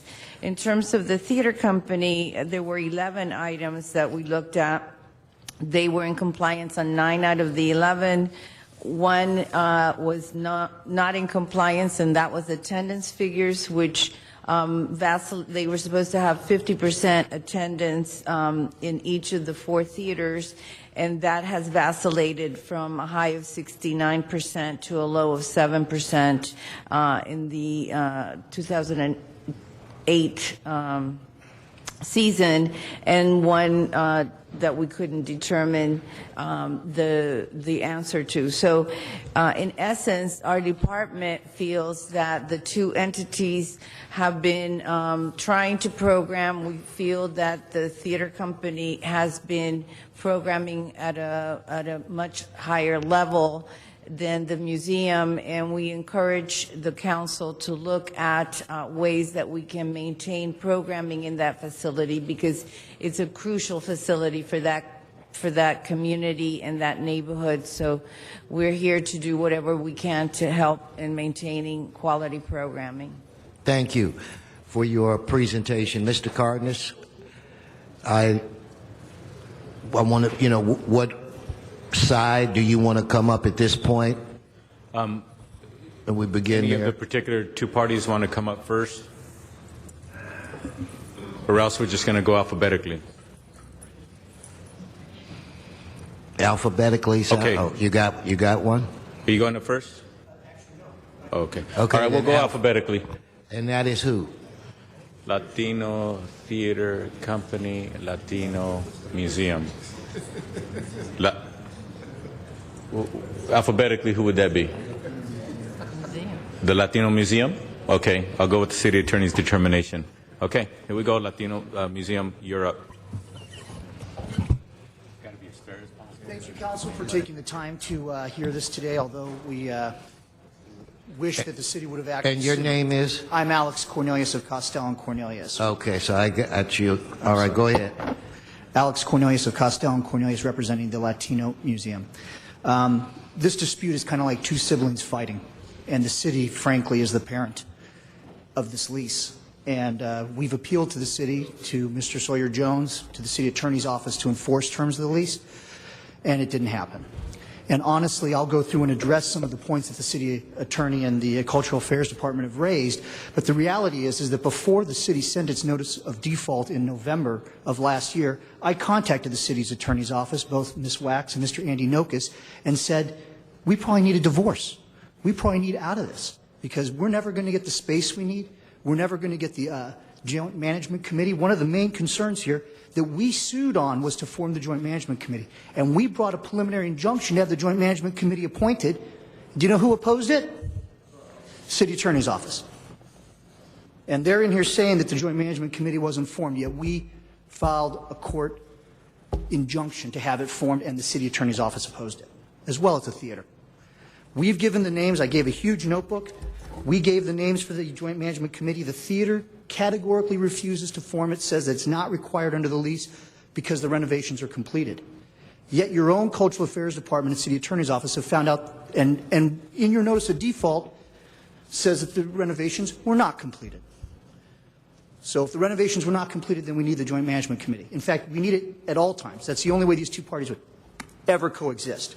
But as I said at the beginning, at this time, casting no aspersions, my client wants a divorce. I've given a settlement proposal to Bill Carter and Ms. Wax on December 30th or approximately, Friday before the new year, which suggested that my client get out of the building because we can't fulfill our mission there. When we're relegated to a basement that's about 2/3 the size of this, that's a museum. And the lease requires us to operate in a world-class manner, yet the theater refuses to let us use the primary museum display space, which is the lobby. And again, I had to go to court, and I got an injunction in May of 2010 to allow us to use the lobby for the first time in over 4 years of being in the building. They wouldn't let us use the lobby. The lobby has marble walls with wire guides for displaying artwork. Those weren't put in for the theater. Those were put in for the museum to put up its artwork. The original construction plans required portable, movable walls to be installed at the cost and through the renovations. The theater, and I've attached Mr. Jose Luis's email, said they're being built. They were never built. And we weren't allowed to use that lobby space until I got a court order. Can we hold the time? Mr. Cornelius, there are other people, your group. I understand. Is going to be given 20 minutes, so I want you to be sensitive so that the other members are afforded the opportunity to speak as well. So continue. I will. I mean, honestly, I'm not sure if it makes sense to rehash all of these issues. We've given a detailed response to the city's notice of default.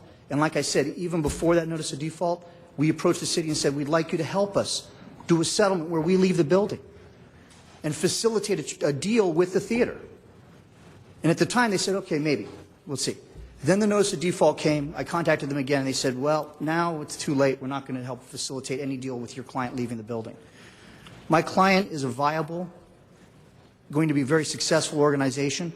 The problem is that you can't bring donors in to that building and say, hey, look, here's our museum. We're in a basement of about 15 by 30 feet, and we want you to give us thousands of dollars in donations. People look at that. They say, you don't even have a sign on the door. And the theater wouldn't agree to change signage so we could have our name outside the building, somewhere inside the building. We've got all they let us do is a little plaque. It says, museum downstairs. So the reality is that we can't function in the facility. Unfortunately, it's our opinion and impression that the theater has better political contacts than we do, and that they've, in fact, pursued a political process rather than the legal process, which we commenced to try to resolve the parties' disputes. And at this stage, my client would like, and we've made a proposal in writing to the city attorney's office that we've actually asked them to submit to the city council that actually is outline of a settlement agreement, which is that we leave the building within a reasonable time, subject to execution of a settlement agreement, and that the parties execute releases, and that the parties don't exchange any money between one another, even though we think our clients owed hundreds of thousands of dollars. And in particular, Mr. Sawyer-Jones brought up that BOMA account. We asked for transparency. We asked for an independent audit that we would pay for blindly so the auditor wouldn't know who was paying him. Again, who objected to the independent audit? City attorney's office and the theater. We wanted transparency as to where that BOMA money went. We wanted transparency as to where the renovation money went, and we were going to pay for it blindly so the auditor didn't know who was paying. And there were objections in court by both the city and the theater. So when you ask what happened to the BOMA money, we want to know too. Our preliminary audit by John Menchaca, which you don't have to accept because he was hired by us and knows he was working for us, found that over $325,000 of the BOMA account was used to pay salaries, not used for building and maintenance, used to pay for wigs, artistic productions, curtains, things like that. Those are not building maintenance expenses. I've heard throughout this case that this case is not about the money, but it's funny that it comes back to the money every single time. The building generates enough income to support itself, and that was what the purpose of the lease was. The lease in section 14.18 includes, 4.18 includes a provision that says that all money generated by third-party activities is to be used to pay for the maintenance and building of the building. Again, we asked for an accounting of that money, and we never got it. Although I do note that it's finally been produced in connection with the theater's response to the city's NOD. And in that disclosure, it indicates that they make over $350,000 from leasing out space from the Roby Theater, from other activities. And under 4.18 of the lease, all that money has to be used first for the building. It also discloses in their submittal that their expenses to run the building are only about $200,000. So they're making about $150,000 on the income from other people using the building. And they're spending that, we don't know, whatever way they want. Again, we asked for an auditor, independent auditor, to do a transparent accounting, and theater resisted it, the city resisted it. So at this stage, my client feels that they're never going to get transparency as to where the money is, what expenses are being spent on, how it's being used. They feel that they're never going to get to use the space that they were promised in the sublease. The sublease has an exhibit that actually attaches a map that shows cross-hatching and says museum space.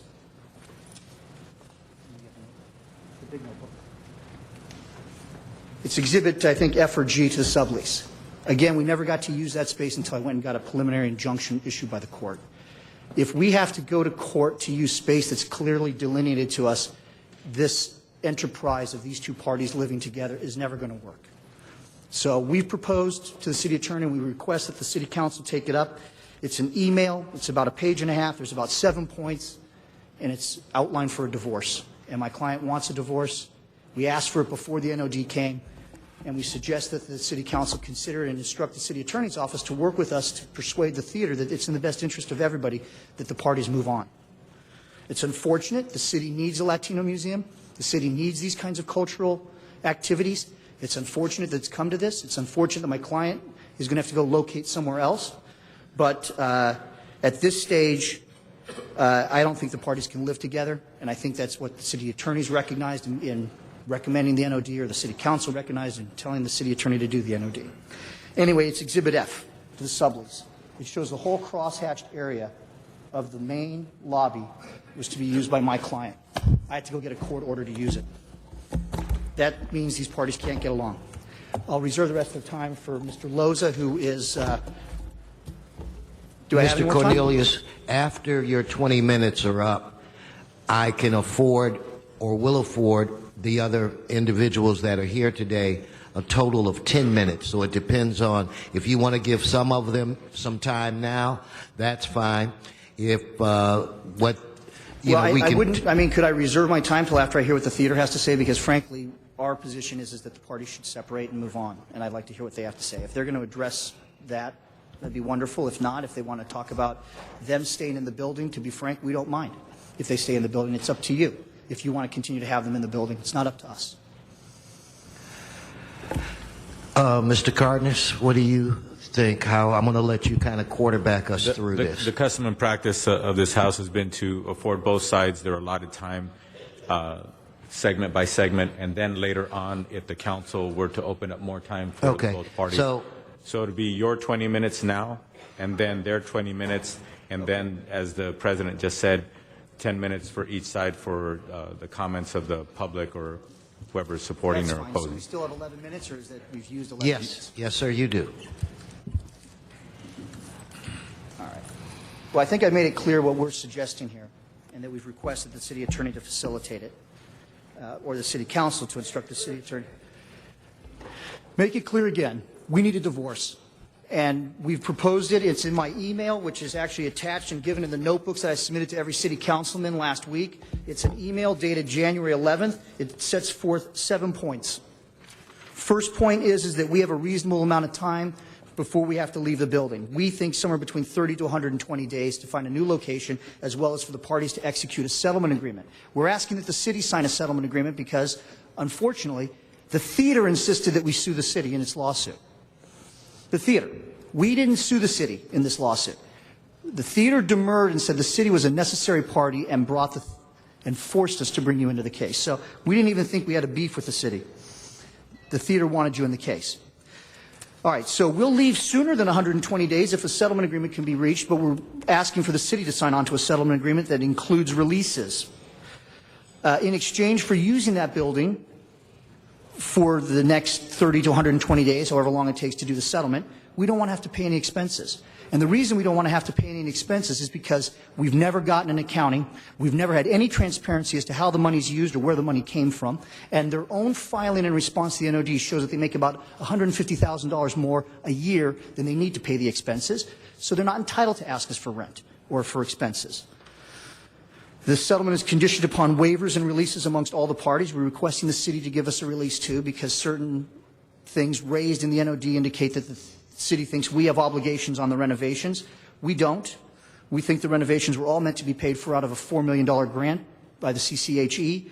Again, we sought an independent audit of how that money was used. The city and the theater objected to an independent audit as to how that money was used. Settlement agreement contain a non-disparagement provision. These parties need to go their separate ways, no more talking nonsense about one another, and they'll be contractually bound to refrain from making any negative comments about one another. We're also requesting that because of the nature of this dispute and because of the nature of their relationship, that the parties, and the city doesn't have to be party to this if they don't want to, but we would like a joint press release regarding our leaving the building. And then finally, the parties would all bear their own fees and costs. It's 2 pages. I sent the email on the 11th. It's in the notebooks that I sent last Friday as well. We think at this point it behooves everyone to just move on. If the city wants to continue to look at whether or not the theater should be in the building, that's the city's prerogative. But as far as the museum is concerned, it's never going to get a fair shake. It's never going to get to use the space it needs. It's never going to get the accounting and transparency as to where the money went and what the money was used for. And to be frank, under those circumstances, the museum feels it just has to move on. And it's probably best for everybody involved.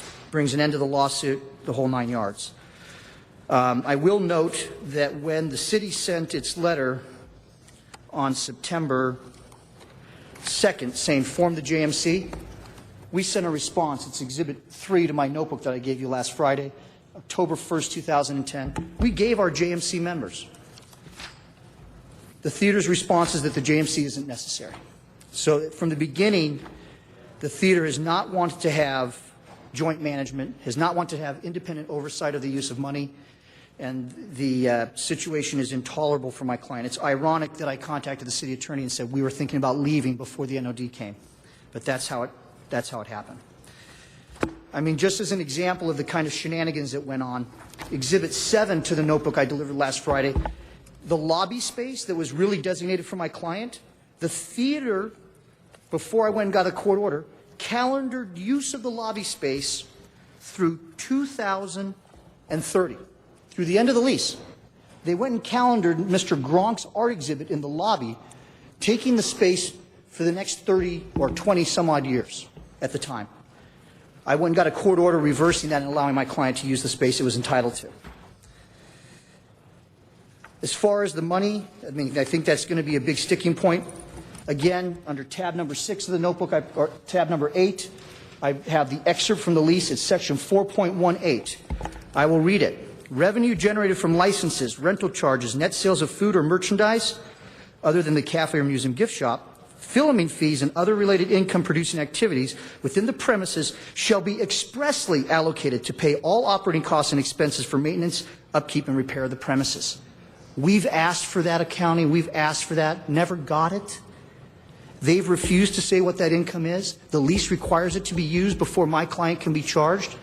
And again, their own disclosures in response to the NOD indicate that they make $350,000 doing that. They use about $200,000 to pay for the building. You guys, if you're going to let them stay, can find out what they do with that other $150, because it's not being put in the facilities management account, as Mr. Sawyer said it should be.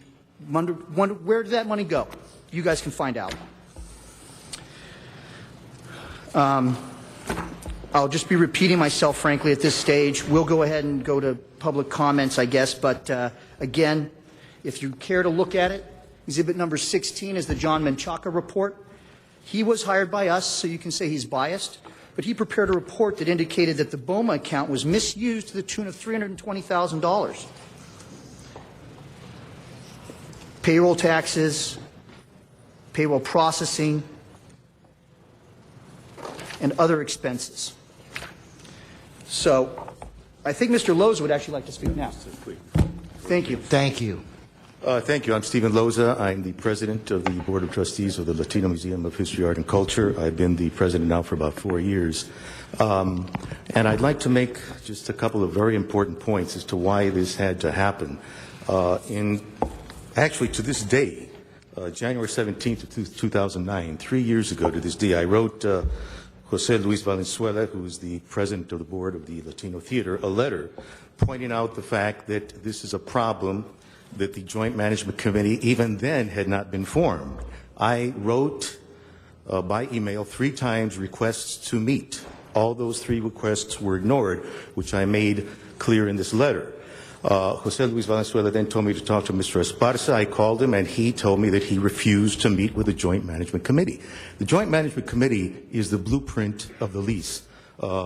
Ms. Wax and Mr. Michelson, who's no longer with the City Attorney's Office, told us that during the mediation process that the lease is the blueprint, and yet the lease has not been enforced to this day, so that all of the revenue coming in, which the Joint Management Committee and a joint manager, according to the lease, is supposed to be negotiating and managing, all of this money has been held by the theater. And it's supposed to be a joint process. This is in blatant and invalid, and to us illegal, application of the lease. So that is the reason we had to finally go to court, to get our rights.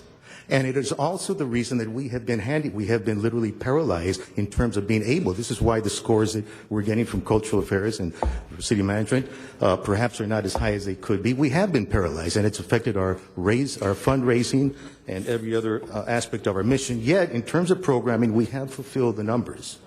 And we've done some important programs at Dizzy Hall, 2 huge concerts in the last 3.5 years.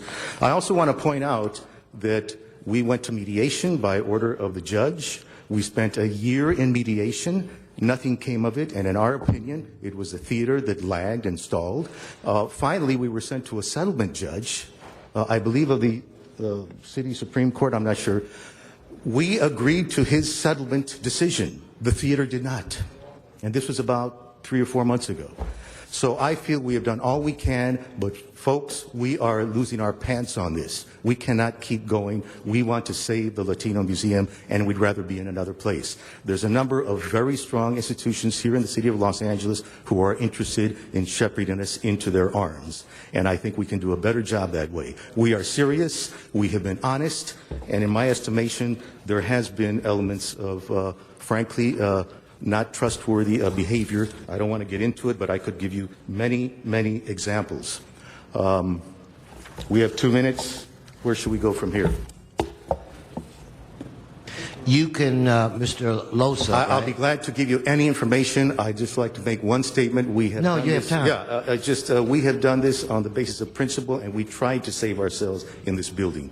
But I feel that we have not been treated correctly. And at this point, we are trying to save the museum. We have a collection that we want to save, and we have a lot of people interested in us. And there's some very, frankly, prestigious institutions that we'd like to hook up with, and they are interested. And we would like to go out, and we can leave the building to the theater and whoever else wants it. We have worked hard. Yes. Okay. And you are? Ana Pescador. I'm the Executive Director of the Latino Museum. Good morning to you. Good morning. And I just have to say thank you. Good morning. I've been on board of the Latino Museum for the last 3 years, and I've been providing high-quality exhibitions to the Latino community. Through all this time, I've been faced by many violations. I faced many violations against our cultural mission. The Latino programming has not been sabotaged continuously and confined to a tiny gallery space by the theater company every day. And I have to say, this is not only a fraud to the taxpayers, it's absolutely a cultural crime to all Angelinos. I strongly believe in all of you that no one is above the law, and that you will help us, the Latino Museum, to continue to serve the Angelino community. Thank you very much. Gracias. Thank you. Now, are there any other individuals that are here to testify in support of the museum? Okay, I just want to make sure. I have and now we're going to go into the last 10-minute portion where how many, in fact, let me get how many of you are? Okay. All right, so 10 minutes ought to do it. Everybody gets 2 minutes. Elliot Gluster, maybe? Yes. Mr. Gluster won't. He was with my law firm, Your Honor. We didn't. Okay, so then Mr. Gluster. That's fine. That's fine, sir. Hold his time, and if you could just identify yourself. Good morning. My name is Jaime Cruz, Director of Community Affairs for the Latino Museum. I've been with the museum now going on 10 years.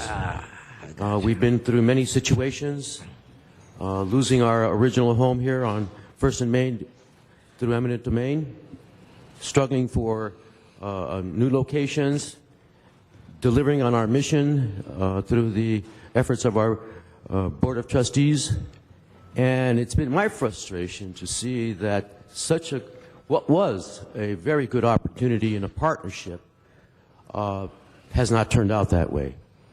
And it's not been because of a lack of effort on our part to be halfway and more in trying to ameliorate the situation. The irony of it all is that we have two organizations that have important missions.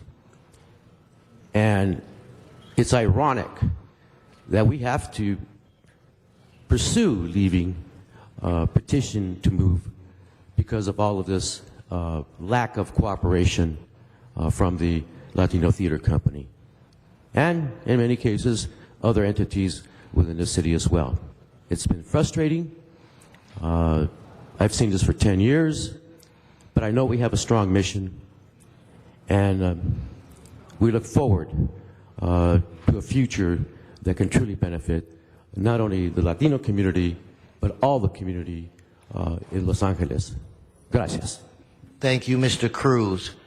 And I thought I saw you with the nice glasses. I thought I saw you raise your hand. If you would please come forward. And Mr. Loza, any other people here that are... Mr. Cluster may make a... Oh.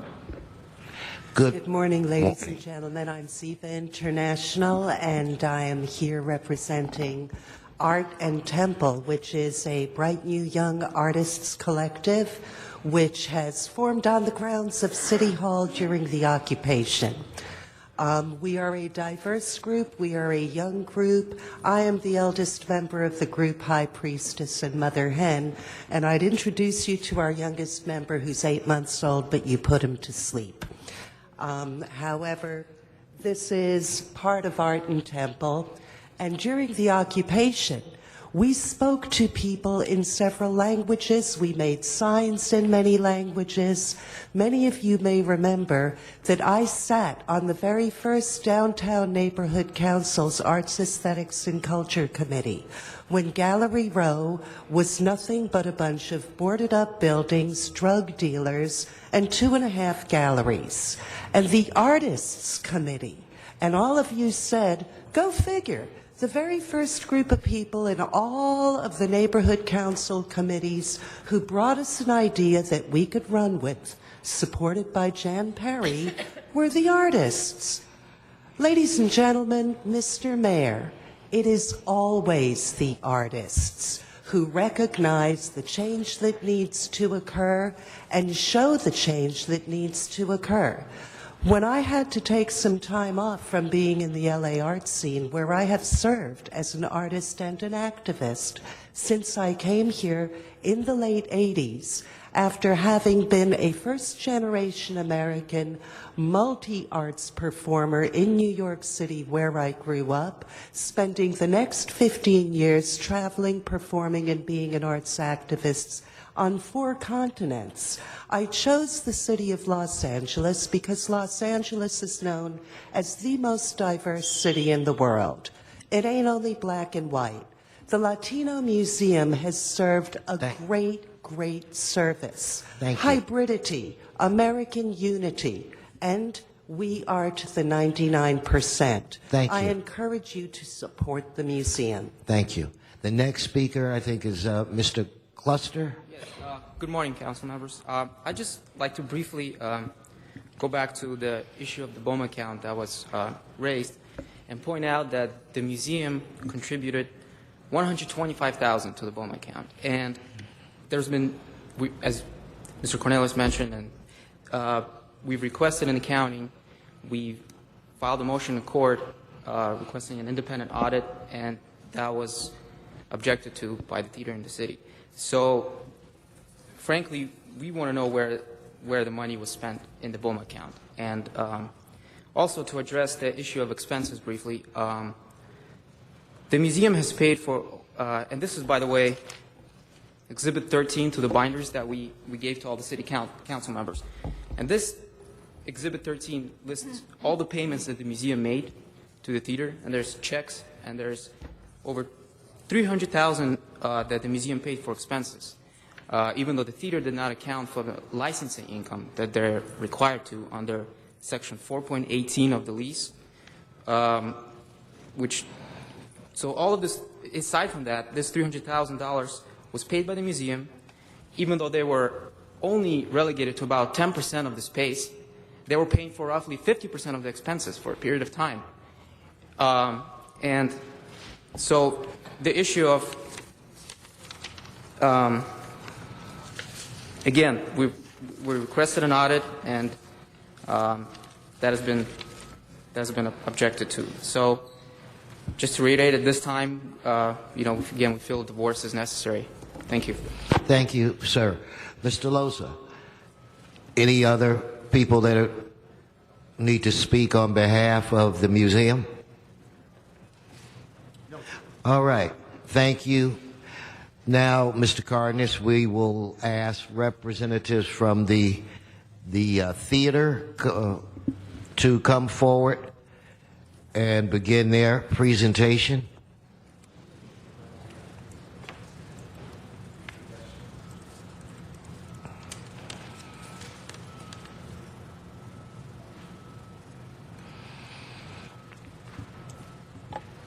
We can reset. Good morning. If you could identify yourself. Good morning. My name is Evelina Fernandez. Thank you so much for allowing me to speak in front of the council. I am a founding member of the Latino Theater Company, as well as a member of the board of directors. I would like to share with you some of our accomplishments as they pertain to funding, fundraising, jobs, and economic impact in the downtown area. In spite of the economic climate, the 2.5-year lawsuit, and no contributions toward the operations from the Latino Museum of History, Art, and Culture for 2 years, except for $10,000, we have kept the center open, thriving, offering 2 theatrical seasons a year, and our summer conservatory for high school students at no cost to the city. We have raised and invested, earned over $10 million.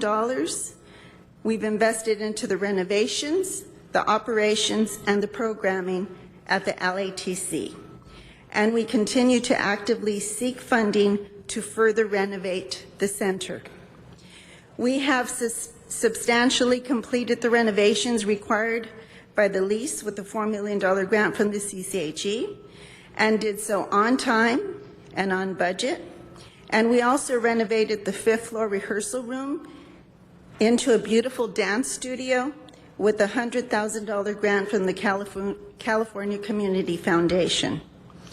Our general operations and theatrical programming are funded by some of the most prestigious foundations, including the Ford Foundation, the James Irvine Foundation, the Amundsen Foundation, the Schubert Foundation, the California Community Foundation, the New England Foundation for the Arts, the National Recreation Foundation, the Weingart Foundation, and that's just to name a few.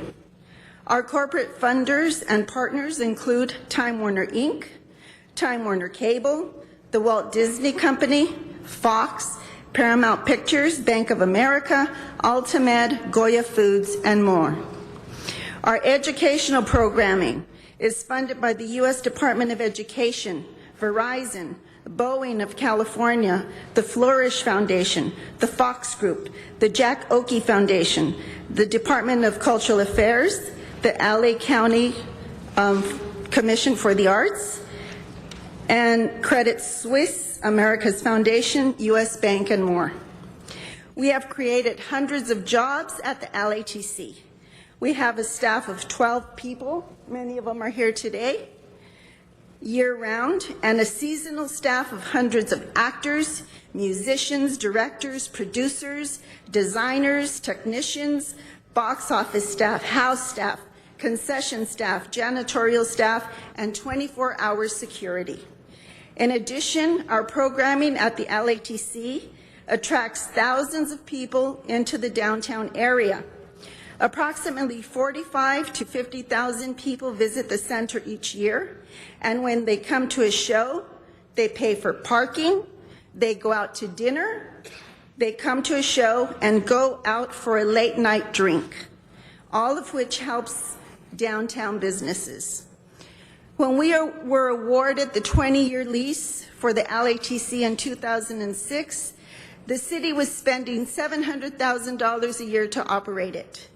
By taking over the operations of the LATC, we have saved the city over $4 million. Thank you very much for your time. Thank you very much.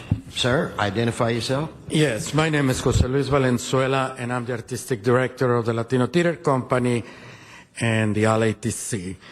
and thank you for allowing me to speak for you today. And the Latino Theater Company has been operating the LATC for the last 6 years. And we had promised to create a world-class cultural center. And I must tell you that we have been doing that. I must tell you that in the last 6 years, the multicultural programming at the LATC has been critically acclaimed and has included local, national, and international theater and dance. We have collaborated with hundreds of organizations and institutions in Los Angeles and around the country. And we have been nominated for Best Season 2010 by the LA Stage Alliance Ovation Awards. The plays we produce and present have been the LA Times Critics' Choice and our Ovation recommended. We have nominated for 6 NAACP awards. The LATC stage looks like Los Angeles, with the stories that represent the unique diversity of Los Angeles: black, brown, white, yellow, red, gay, straight, Jewish, Muslim, all have a home at the LATC. Our summer conservatory for high school students provides a challenging space for 6 weeks where we train young people that are interested in continuing their university education in the performing arts with a 6 weeks intensive conservatory, preparing them for their applications, their auditions, their essays, their writing, their reading, and their interviews. 99% of the participants in our conservatory are of color, from low-income families, and are provided full scholarships. Our educational programming is very successful, well-structured, with many students returning every year before going forward with their education. Our international collaborations includes Mexico, La Universidad de Guadalajara, Spain with Marta Carrasco. We have a collaboration agreements with the Ibsen Theatre of Norway and with York Theatre in England. Nationally, with the L'Art Theatre in New York, with Teatro Visión de San Jose, and with Los Angeles, with UCLA, with USC, with CalArts, with LACSA, the Los Angeles High School of the Arts, with Red Cat, and numerous public, private, and charter schools throughout the area. We have fulfilled our first 5 years plan, and we are in the process of creating our next 5 years, our next 5-year strategic plan to take the center to the next level. This year alone, our season will open on March 19 with a collaboration with the Bold, a multi-ethnic performance company of young actors. A new play with playwright Serena, The Girl Most Likely To, the Latino Theater Company production of Charity, the last play of the Mexican trilogy, Cornerstone Theater and their play about Homegirls Cafe, a collaboration with the Tiara production, Refugee Nation, about Laotian refugees and their descendants. The Robbie Theater Company will present a play about the African-American experience, Camp Logan, a thesis from a graduate student from the UCLA MFA directing program, The Men from Nebraska, a collaboration with the Golden Thread Theater from San Francisco, a company that focuses on the Middle Eastern communities. In our fall season will consist of our collaboration with the Lark Theater from New York, a new play with Marcus Garley, a play about the relationship between Seminole Indians and African Americans. The Mexican trilogy, 3 plays that track the contribution of a Mexican family since their arrival during the Mexican Revolution to the present. Playwright Serena production of Helen of Troy, and the Robbie Theater Company production of Ana Lucasia. And of course, our holiday show, La Virgen de Guadalupe, Dios in Unseen, at the Cathedral. And I know that our main default in the list has been the amount of performances per year. But I must say that not even the most well-funded nonprofit theaters in the country, like the Marte Forum, will do as many performances as we are required to do at the LATC. The last thing I wanted to tell you is that through our organization, you have provided a wonderful service to the city and to the country by providing a world-class center for theater that makes us all feel proud of the city and excited about the future of theater in this country. Thank you very much. Okay, thank you. Mr. Valenzuela, are you through with the presentation on behalf of the theater? Okay, do you have individuals that are here to speak in support? I know I have cards from Mort Allen. I don't see Mort. And Last name is Esparza? Yeah, Moctezuma, he got to leave. Okay. All right. Okay, Mr. Cardenas, we're done with the hearing portion. Okay. And also the public comments on Yes. both sides. Okay. Thank you very much. First of all, I'd like to say I appreciate the efforts that all the parties involved have tried to do to make sure that their information and their message and their truth comes to light to the city of Los Angeles. However, at the same time, we do have a situation where I think the city was unaware, and I think both parties who are tenants in this one facility were unaware that perhaps it was going to be more difficult to actually coexist in reality than it was on paper when we ensued on this process where they eventually became equal and co-tenants. And right now what we have before us, colleagues, is the responsibility of making sure that we can set this right. I wish that we had come up with other ways to set this right and have both of them coexist, but it appears that that's not going to work out very well. Both parties have expressed to the city that they do have things that they complain about each other or don't like about each other, or incidents that have occurred that they weren't able to work out. So what we have before us is the opportunity to move forward with an eviction, unfortunately, of both parties. However, it appears today, and I'm going to ask a question to our city attorney, it appears today that the museum, one of the two parties, has expressed that they have a remedy that would not require an eviction of them, and that perhaps if the city of Los Angeles were to agree to at least the portions that we could agree on that request, that litany of involved in that request, that we forego having an eviction and that they would leave amicably and willfully without having the eviction be the process of which they leave, but yet agree to a time and date certain, and that they would leave gladly.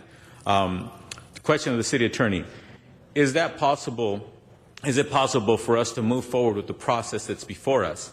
And how much time would that give us for us to have conversations with one or both of the parties to see if they would like to be treated separate from the actual eviction? And could we, as the evictors, go ahead and alter that during this process in time going forward? Councilman, you're starting to get into matters that relate to litigation, and I am hesitant to have a lengthy discussion about this until we've had an opportunity to discuss it in closed session. Okay. So what you're saying is that the answer to my question really should go to closed session as our attorney, even if it's a question of whether or not it is legally possible to do that. Not that we're going to do that. Is it legally possible to do that? Can you already start an eviction process and then come to an agreement, an amicable agreement, while the eviction process is going forward? Well, for starters, we have not started an eviction process. We could not start an eviction process until the council held a hearing and made a determination. It is your sole discretion as to what you want to do with regard to terminating the lease on these grounds. Once that was done, then there would be a need to follow the formal proceedings Correct. to commence an eviction action. But we have not commenced an eviction action, nor will we until we are instructed to do so by this body. So thank you for clarifying more in a precise legal term as to what my question really is. My question is really this: should we go forward with an eviction process, even though that process, say it had commenced? During that process, can a party that's being evicted come to an amicable agreement with the party that's evicting them, and actually could the party that's evicting them, could they say, I'm not a lawyer, put a stay on that and then go with an agreement that's enforceable other than the eviction? Yes. If you answer the question quick, then Mr. Koretz, your time's up, Mr. Cardenas. Do you I have thought I something get real 6 quick? minutes on opening.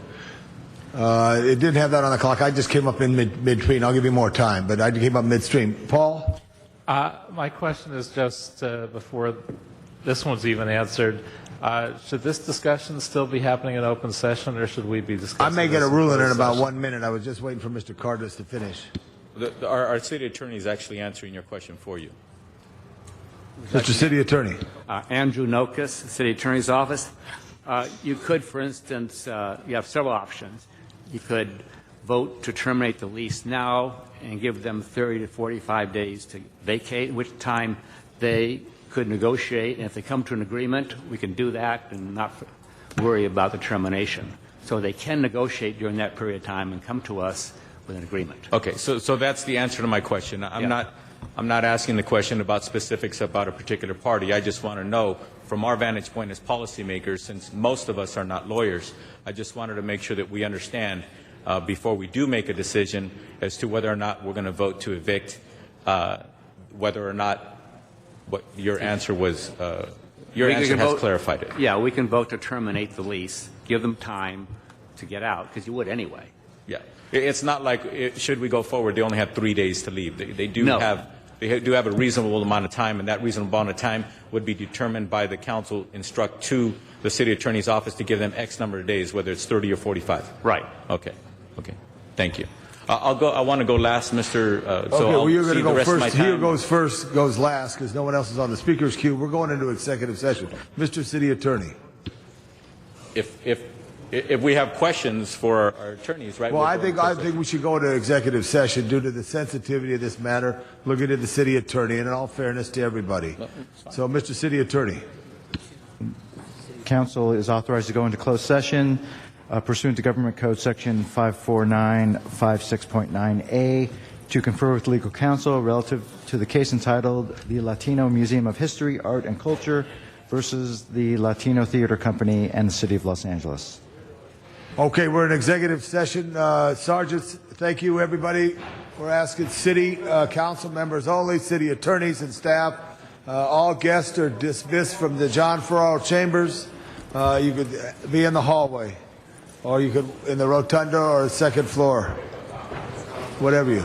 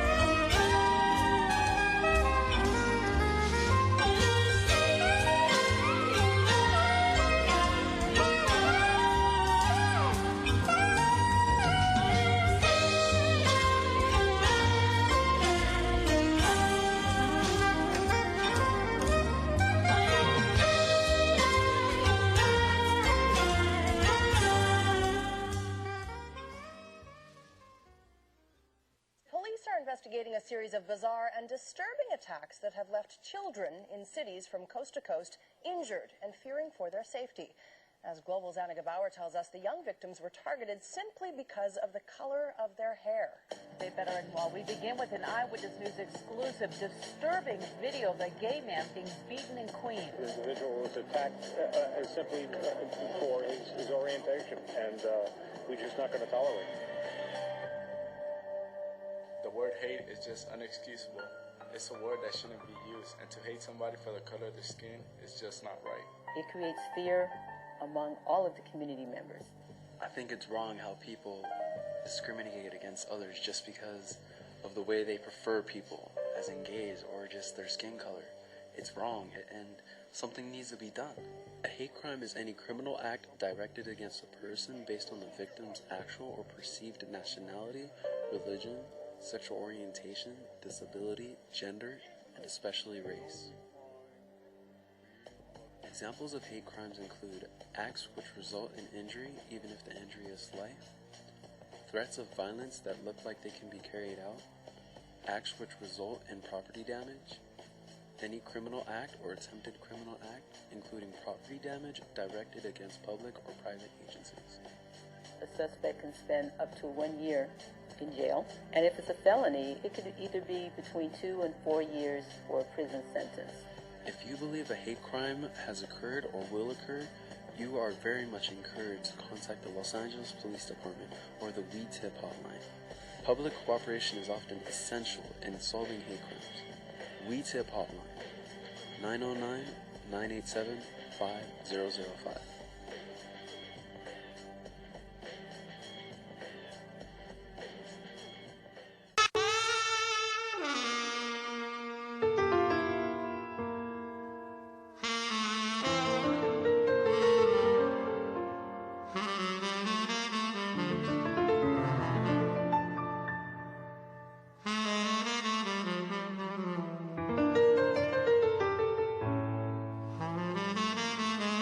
Thank you.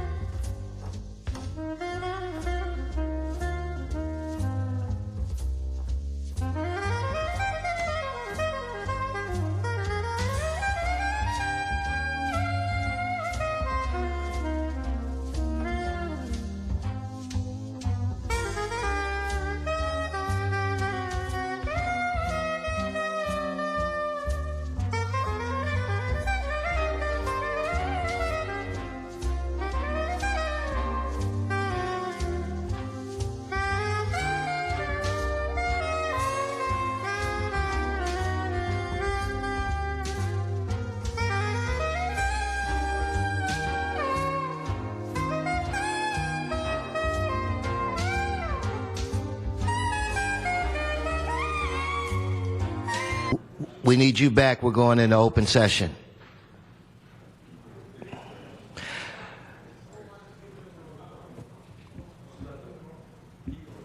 No, they opened the doors. Dion, let's deal with this. Okay, at this point, it's my understanding, Mr. Cardenas. Yeah, thank you, Mr. President. Because of the nature of the way this item's agendized, I wanted to make doubly sure that the GSD officers let them know that they're welcome to come back in. I find it hard to believe that they disappeared with the amount of attention and here we go. Got one person back. They don't seem to be there? Oh, okay, they're coming. I just want to give them a few seconds so they can reassemble and they can hear the actions taken firsthand. Here we go. All right.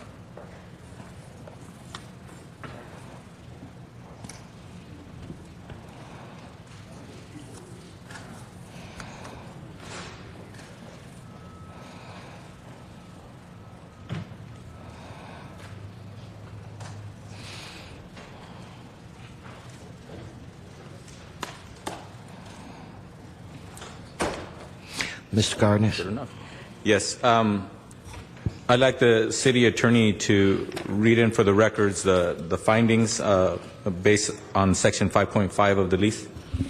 Pursuant to Section 5.5 of the lease, termination for non-performance, the council has made a determination that the quality of services provided by both the Latino Theater Company and the Latino Museum of History, Art, and Culture do not meet the reasonable expectations of the city, and therefore the council has a basis to terminate the lease.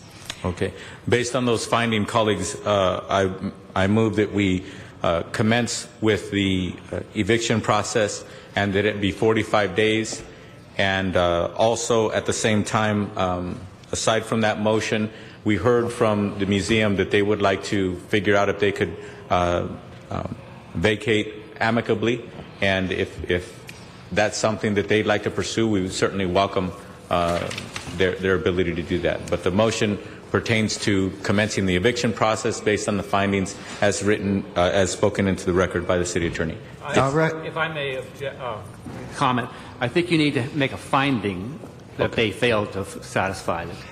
Okay, that's what we're voting on. So that's two what votes. We're voting on Mr. now. City Attorney, 2 votes? Yes. Okay, 1 vote on the findings. Okay, I move that we vote on the findings. Open the roll. Close the roll. Tabulate the vote. 11 ayes. Next. No, my second motion pertains to the 45-day instruction. Instruct the city Instruct the city attorney's office to commence the eviction process on a 45-day timeline. Okay, open the roll. Close the roll. I guess. Tabulate the vote. 11 ayes. And Englander seconded both of those motions. Thank you for the record. Thank you. All right. Is there any additional? Mr. President, would you just explain what, so those who are in the audience can understand exactly what took place? The city council has made a determination under 5.5 of the lease that both parties, the museum and the theater company, have failed to satisfy the performance obligations under 5.5 of the lease. Accordingly, they are instructing the city attorney's office to follow the proceedings that would allow termination of the lease within the next 45 days. After 45 days. Walk away without any alimony or anything like that. Correct.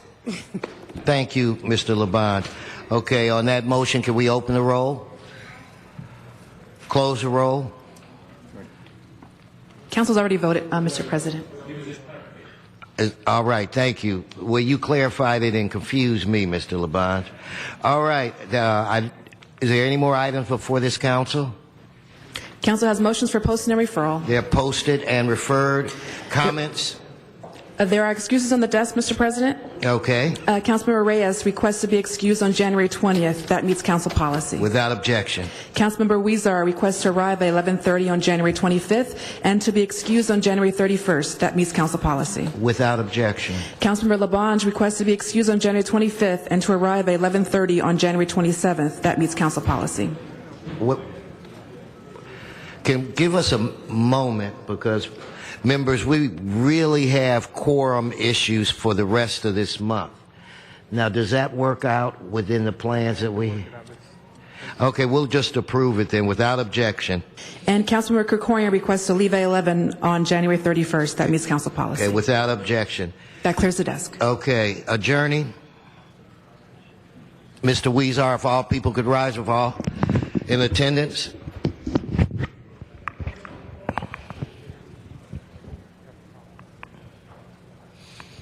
Mr. Huizar. Thank you, Mr. President. I have two adjourning motions today. The first is for Albert Aquino, who was born on August 7th, 1957 in New York City. He grew up in Brooklyn with his mother, Selena, and his 7 older siblings. As a child, Albert had a natural charisma and dashing good looks that charmed every person he met. Having a passion for movies, Albert eventually moved to Los Angeles to pursue an acting career. He landed small roles in movies like Scarface and Star Trek III. He continued his film career behind the camera, working in the sound department as a boom operator on some of the most successful films of all time. His resume of work includes titles such as Dances with Wolves, Last of the Mohicans, Glory, and Field of Dreams. Albert's greatest role was that of a husband to Tammy Membreno and as a father to Alexander and Matthew Aquino. He loved cooking family meals, telling stories, going fishing, and making people laugh. He was always generous with his time and willing to do whatever he could to help someone in need. Never short of advice for others, Albert found himself the surrogate father for many and comforting soul to everyone. His giving and loving spirit, hearty laugh, and magnetic smile will live on in the hearts of many friends and family. Albert lost his battle to diabetes on Monday, January 9th, 2012, and will be greatly missed. He is the husband of one of my dear friends, Tani Membreno, who is the executive director for the El Sereno Barrio Action group that does a lot of work with our youth in the area. The services are being held today at Oakdale Memorial Park in Glendora. Colleagues, I also ask that we could adjourn today in memory of Becky Delgado, who passed away on Saturday, January 7th, 2012. Becky was nothing short of a pioneer. As a longtime resident of Boyle Heights, it was important to her to give back to help improve the quality of life for those in her community. She was a founding member of the Boyle Heights Historical Society, founding member of the Boyle Heights Neighborhood Council, founding member of the Boyle Heights Neighbors Organization, former Hollenbach CPAB member, member of the Breed Street Shul Preservation Committee, member of Mothers of East LA. She was also part of the Community Action Team, and the list goes on and on. Most recently, Becky served on the committee that created an exhibit titled Boyle Heights, Images and Essays 1850 through 1900 for the Boyle Heights Historical Society. That has been put in place at Occidental College and many other places throughout East and Northeast Los Angeles. When you think about Boyle Heights and many of the improvements that have been made, it is people like Becky Delgado who have truly made a difference to Los Angeles, one of Los Angeles' oldest suburbs. She is survived by her husband Victor and countless lifelong friends. Our city will always be a better place because of Becky Delgado, not only for her victories for the community, but also for inspiring others to not be complacent and to fight for what you believe in and to fight for your community. May she rest in peace. Any other adjourning motions, members? Okay, this concludes the meeting. This meeting is now officially adjourned.